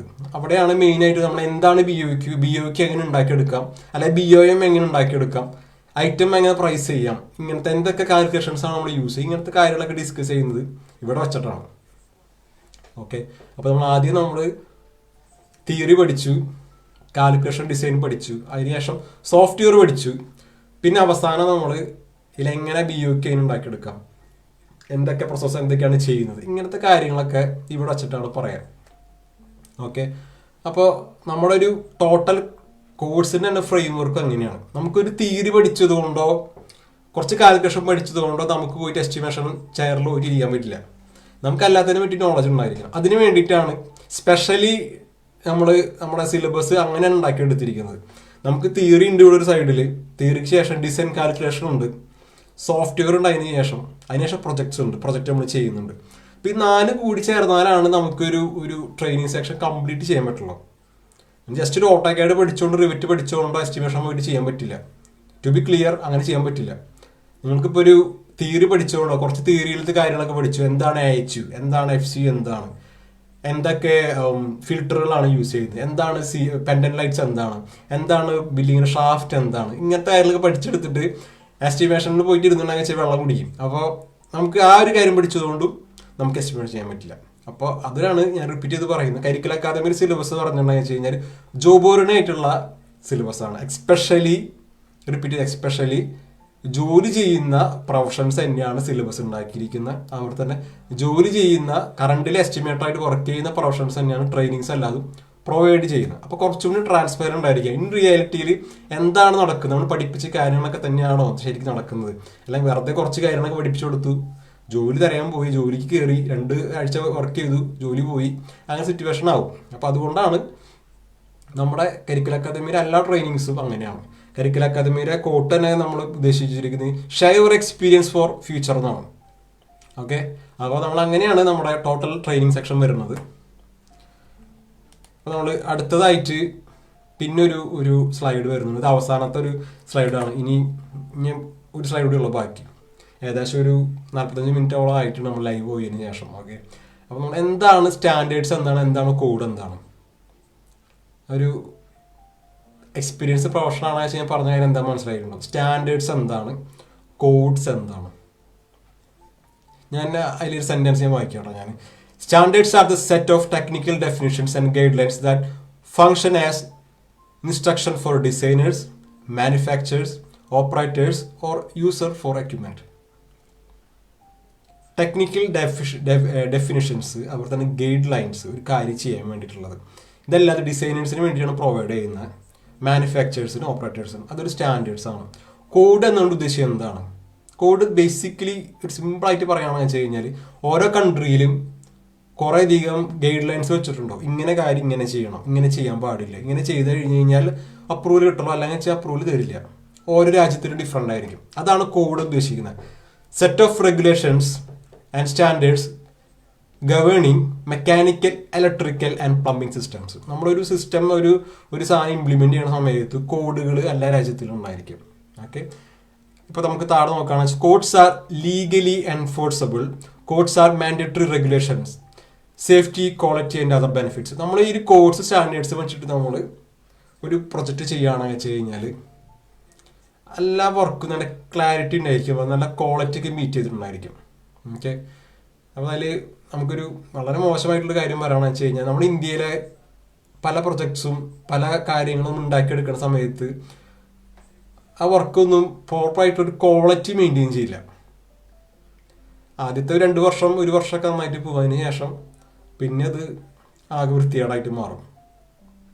അപ്പോൾ അങ്ങനെ ഒരു സിറ്റുവേഷൻ എന്തുകൊണ്ടാണ് വരുന്നത്? പ്രോപ്പറായിട്ടുള്ള ഒരു പ്രൊജക്ട് ലൈഫ് സൈക്കിൾ മെയിൻറ്റെയിൻ ചെയ്യുന്നില്ല, പ്രോപ്പറായിട്ടുള്ള കോഡുകളില്ല, ഗവൺമെൻറ് റെഗുലേറ്റ് ചെയ്യുന്ന കൃത്യമായിട്ടുള്ള നിയമങ്ങൾ വേണം. എന്നാൽ മാത്രമാണ് ഒരു പ്രൊജക്റ്റ് ഒരു സ്ഥലത്ത് ഇംപ്ലിമെന്റ് ചെയ്യുന്ന സമയത്ത് അതിൽ കൃത്യത ഉണ്ടാവുള്ളൂ. അല്ലെങ്കിൽ വെച്ച് കഴിഞ്ഞാൽ തോന്നിയ പോലെ വെച്ച് കഴിഞ്ഞാൽ ഓരോ കോൺട്രാക്ടേഴ്സിന് ലാഭത്തിന് വേണ്ടിയിട്ടൊക്കെ പ്രൊജക്റ്റിനെ മോഡിഫൈ ചെയ്യും. പ്രൊജക്റ്റിൽ ചീപ്പായിട്ടുള്ള മെറ്റീരിയൽസ് യൂസ് ചെയ്യും. പറഞ്ഞ കാര്യങ്ങൾ മനസ്സിലായെന്ന് പ്രതീക്ഷിക്കുന്നു. ചീപ്പായിട്ടുള്ള മെറ്റീരിയൽസ് യൂസ് ചെയ്യും. നമ്മൾ റോഡ് പണിയാണ്, റോഡ് പണിത് 2 മാസം കഴിയുമ്പോൾ റോഡൊക്കെ പൊളിഞ്ഞു പോയി. എന്തുകൊണ്ടാണ്? പ്രോപ്പറായിട്ടുള്ള സ്റ്റാൻഡേർഡ്സും കോഡ്സും മീറ്റ് ചെയ്തിട്ടുള്ളത്. അപ്പോൾ മനസ്സിലായില്ലേ എന്തുകൊണ്ടാണ് സ്റ്റാൻഡേർഡ്സിന് കോഡ്സിന് ആവശ്യകത ഒരു പ്രൊജക്റ്റ് ചെയ്യുന്ന സമയത്ത്? നമ്മൾ എഞ്ചിനീയേഴ്സാണ്, നമ്മളാണ് ഇതൊക്കെ ഉണ്ടാക്കിയെടുക്കുന്നത്. അപ്പോൾ അതുകൊണ്ട് നമ്മൾ എന്താണ് കോഡ്, എന്താണ് സ്റ്റാൻഡേർഡ് എന്ന് കൃത്യമായി അറിഞ്ഞിരിക്കണം. എന്നാലാണ് പോയിട്ട് നല്ല ഇങ്ങനെ തിരിനാസാരയിൽ പോയിട്ട് ജോലി ചെയ്യാൻ പറ്റുള്ളൂ. അതുപോലെ തന്നെ നമ്മളൊരു പ്രൊജക്ട് ടീമിൽ പോയിട്ട് വർക്ക് ചെയ്യുന്ന സമയത്ത് കുറേ അധികം പ്രൊജക്റ്റ് വരും, പല രാജ്യങ്ങളിൽ നിന്നും പല ടൈപ്പിലുള്ള പ്രൊജക്ട്സ് വരും. ആ പ്രൊജക്റ്റ് വരുമ്പോൾ നമ്മുടെ എസ്റ്റിമേഷൻ എന്ന് പറയുന്നത് സ്റ്റാൻഡേർഡ്സും കോഡ്സും ഒക്കെ മീറ്റ് ചെയ്തിട്ടുള്ള എന്തായിരിക്കണം, കൊട്ടേഷൻ ആയിരിക്കണം. ഓക്കെ, പിന്നെ അതിലൊരു എക്സാമ്പിൾ കൂടിയും പറയാം. എക്സാമ്പിൾ ഉദ്ദേശിക്കുന്നത് വെച്ച് കഴിഞ്ഞാൽ electrical codes exist to ensure the system reliable that bill the equipments are safe. ഇത് ബേസിക് ഉദ്ദേശിച്ചു കഴിഞ്ഞാൽ നമ്മൾ ഒരു കോഡും ഒരു സ്റ്റാൻഡേർഡ്സ് ഒക്കെ ഉണ്ടാക്കി വെച്ച് കഴിഞ്ഞാൽ സേഫായിട്ട് പോയിട്ട് ഒരാൾക്ക് താമസിക്കാം. അവിടെ പോയിട്ട് നമ്മുടെ സ്റ്റാൻഡേർഡും കോഡും മീറ്റ് ചെയ്യാണ്ട് പോയിട്ട് ഒരു ഡ്രോയിങ് ഡെവലപ്പ് ചെയ്ത് ഒരു ഡിസൈൻ ഡെവലപ്പ് ചെയ്തിട്ടുണ്ടെന്ന് വെച്ച് കഴിഞ്ഞാൽ അറ്റ് ദ എൻഡിൽ ആ പ്രൊജക്റ്റ് കൊളാവും. എന്ന് വെച്ച് കഴിഞ്ഞാൽ ഒരു 2-3 വർഷമൊക്കെ നൈസായിട്ട് പോകും. അതിനുശേഷം പ്രൊജക്റ്റിൽ കുറേ അധികം മെയിൻ്റെനൻസ് വരും, അവിടെ കുറേ സ്ഥലത്ത് കൊളാപ്സ് ആയി കുറേ ക്രാഷ് വരും, കുറേ അധികം പ്രശ്നങ്ങളൊക്കെ വരും. അപ്പോൾ always make sure to follow the codes and standards. അപ്പോൾ അവസാനത്തെ സ്ലൈഡ് ഇപ്പോൾ നമ്മുടെ പ്രസന്റേഷൻ നമ്മുടെ ഏകദേശം അവസാനിക്കാൻ പോകുന്നു കേട്ടോ. ആർക്കെങ്കിലും MEP എസ്റ്റിമേറ്റർ ആയിട്ട് നല്ല സാലറിയിൽ വർക്ക് ചെയ്യണം, നോട്ട് ഓൺലി ഇന്ത്യ, മിഡിൽ ഈസ്റ്റിലായാലും യൂറോപ്പിലായാലും നിങ്ങൾക്ക് വർക്ക് ചെയ്യണം താല്പര്യം ഉണ്ടെങ്കിൽ വെച്ചാൽ ഇപ്പം തന്നെ QR കോഡ് സ്കാൻ ചെയ്യാം. QR കോഡ് സ്കാൻ ചെയ്തതിന് ശേഷം നിങ്ങളുടെ സീറ്റ് ബ്ലോക്ക് ചെയ്യാം. സീറ്റ് ബ്ലോക്ക് ചെയ്തതിനു ശേഷം trainings as soon as possible training start ചെയ്യും. 48 hours നിങ്ങൾക്ക് ട്രെയിനിങ് സെക്ഷൻസ് സ്റ്റാർട്ട് ചെയ്യുന്നതായിരിക്കും. അപ്പോൾ എത്രയും പെട്ടെന്ന് തന്നെ പോയിട്ട് QR കോഡ് സ്കാൻ ചെയ്യാം. അല്ലെങ്കിൽ വെച്ച് കഴിഞ്ഞാൽ ഡയറക്റ്റ് curriculumacademy.com എന്ന് പറഞ്ഞിട്ടുള്ള വെബ്സൈറ്റിലേക്ക് കയറിയതിന് ശേഷം MEP എസ്റ്റിമേഷൻ പറഞ്ഞിട്ടുള്ള സെക്ഷൻ എടുക്കുക. അവിടെ ക്ലിക്ക് ചെയ്തതിന് ശേഷം ഉള്ളിൽ കയറിയിട്ടുണ്ടെങ്കിൽ നിങ്ങളുടെ പേര് ഇമെയിൽ ഐ ഡി കൊടുത്തിട്ടുണ്ടെന്ന് വെച്ച് കഴിഞ്ഞാൽ കോഴ്സ് ബുക്ക് ചെയ്യാനും കോഴ്സിലുള്ള പേയ്മെൻറ്റും കാര്യങ്ങളൊക്കെ അവിടെ വെച്ച് കംപ്ലീറ്റ് ചെയ്യാനായിട്ട് പറ്റും. ഇനി എന്തെങ്കിലും ട്രെയിനിങ്സോ എന്തെങ്കിലും സപ്പോർട്ട് നിങ്ങൾക്ക് ഇനിയൊരു കാര്യം നിങ്ങളുടെ സിലബസിലുണ്ടോ, ഇങ്ങനെ ഒരു കാര്യം ചെയ്യുന്നുണ്ടോ, അങ്ങനെ എന്തെങ്കിലും അറിയണമെന്ന് വെച്ച് കഴിഞ്ഞാൽ താഴെ കാണുന്ന നമ്പറുണ്ട്, വാട്സപ്പ് നമ്പർ അല്ലെങ്കിൽ ഇമെയിൽ ഐ ഡി നിങ്ങൾക്ക് ഇമെയിൽ അയക്കാം, അല്ലെങ്കിൽ വാട്സപ്പിൽ മെസ്സേജ് അയക്കാം. കരിക്കുലം അക്കാദമിയുടെ ടീം മെമ്പേഴ്സ് ഡയറക്റ്റ്ലി കോൺടാക്ട് ചെയ്യുന്നതായിരിക്കും. ഇനി എന്തെങ്കിലും കൂടുതൽ എന്തെങ്കിലും ഡെമോ സെക്ഷനോ 1-to-1 സെക്ഷനോ നിങ്ങൾക്ക് ആവശ്യമാണെന്ന് വെച്ച് കഴിഞ്ഞാൽ ഡെമോ സെക്ഷൻ ബുക്ക് ചെയ്യാനുള്ള ഓപ്പണിങ്ങും കരിക്കുലം അക്കാദമി വെബ്സൈറ്റിൽ അവൈലബിൾ ആണ്. അപ്പോൾ നിങ്ങളൊരു മെക്കാനിക്കൽ, ഇലക്ട്രിക്കൽ, സിവിൽ ബാക്ക്ഗ്രൗണ്ടിലുള്ള ടെക്നിക്കൽ സ്റ്റുഡൻ്റ് ആണെന്ന് വെച്ച് കഴിഞ്ഞാൽ MEP എസ്റ്റിമേഷൻ എന്ന് പറയുന്നത് one of the best job ടൈറ്റിലാണ്. അപ്പോൾ നിങ്ങൾക്ക് നല്ല സാലറിയിൽ മിഡിൽ ഈസ്റ്റിലായാലും ഇന്ത്യയിലായാലും UK ഒക്കെ വർക്ക് ചെയ്യാനായിട്ട് പറ്റും. അപ്പോൾ ഞാൻ വിചാരിക്കുന്നു ഈ ഒരു സെക്ഷൻ നിങ്ങൾക്ക് ഹെൽപ്ഫുൾ ആയി വിചാരിക്കുന്നു. ഒരു ഫ്രഷർ ആണെങ്കിൽ വെച്ച് കഴിഞ്ഞാൽ കുറച്ചൊക്കെ കാര്യങ്ങൾ നിങ്ങൾക്ക് മനസ്സിലായിട്ടുണ്ട്. ചിലപ്പോൾ എക്സ്പീരിയൻസ് പ്രൊഫഷണൽ ആണ്, നിങ്ങൾ ഓൾറെഡി കേട്ടിട്ടുള്ള കാര്യങ്ങളൊക്കെ തന്നെ ആയിരിക്കാം. പക്ഷേ വൺസ് നിങ്ങൾക്ക് ഒരു പ്രൊഫഷനിൽ നിന്ന് വേറെ പ്രൊഫഷനിലേക്ക് മാറാനോ, സൈറ്റ് എഞ്ചിനീയറാണ് നിങ്ങൾക്ക് എസ്റ്റിമേറ്റർ ആയിട്ട് വർക്ക് ചെയ്യണം, അങ്ങനത്തെ കാര്യങ്ങളൊക്കെ വരുന്ന സമയത്ത് കരിക്കുലം അക്കാദമി നിങ്ങൾക്ക് ഓഫ് കോഴ്സ് കോൺടാക്ട് ചെയ്യാം. നിങ്ങൾക്ക് പ്രൊഫഷൻ മാറാം, ഒരു പ്രൊഫഷനിൽ നിന്ന് വേറെ പ്രൊഫഷനിലേക്ക് മാറാം, പുതിയ കാര്യം പഠിച്ചെടുത്തുകൊണ്ട് മാറാം. ഇങ്ങനത്തെ സാഹചര്യങ്ങളൊക്കെ അവൈലബിൾ ആണ്. അപ്പോൾ ഞാൻ ലൈവിലേക്ക് വീണ്ടും പോകണം കേട്ടോ. ലൈവിലത്തെ എന്തെങ്കിലും നോക്കട്ടെ.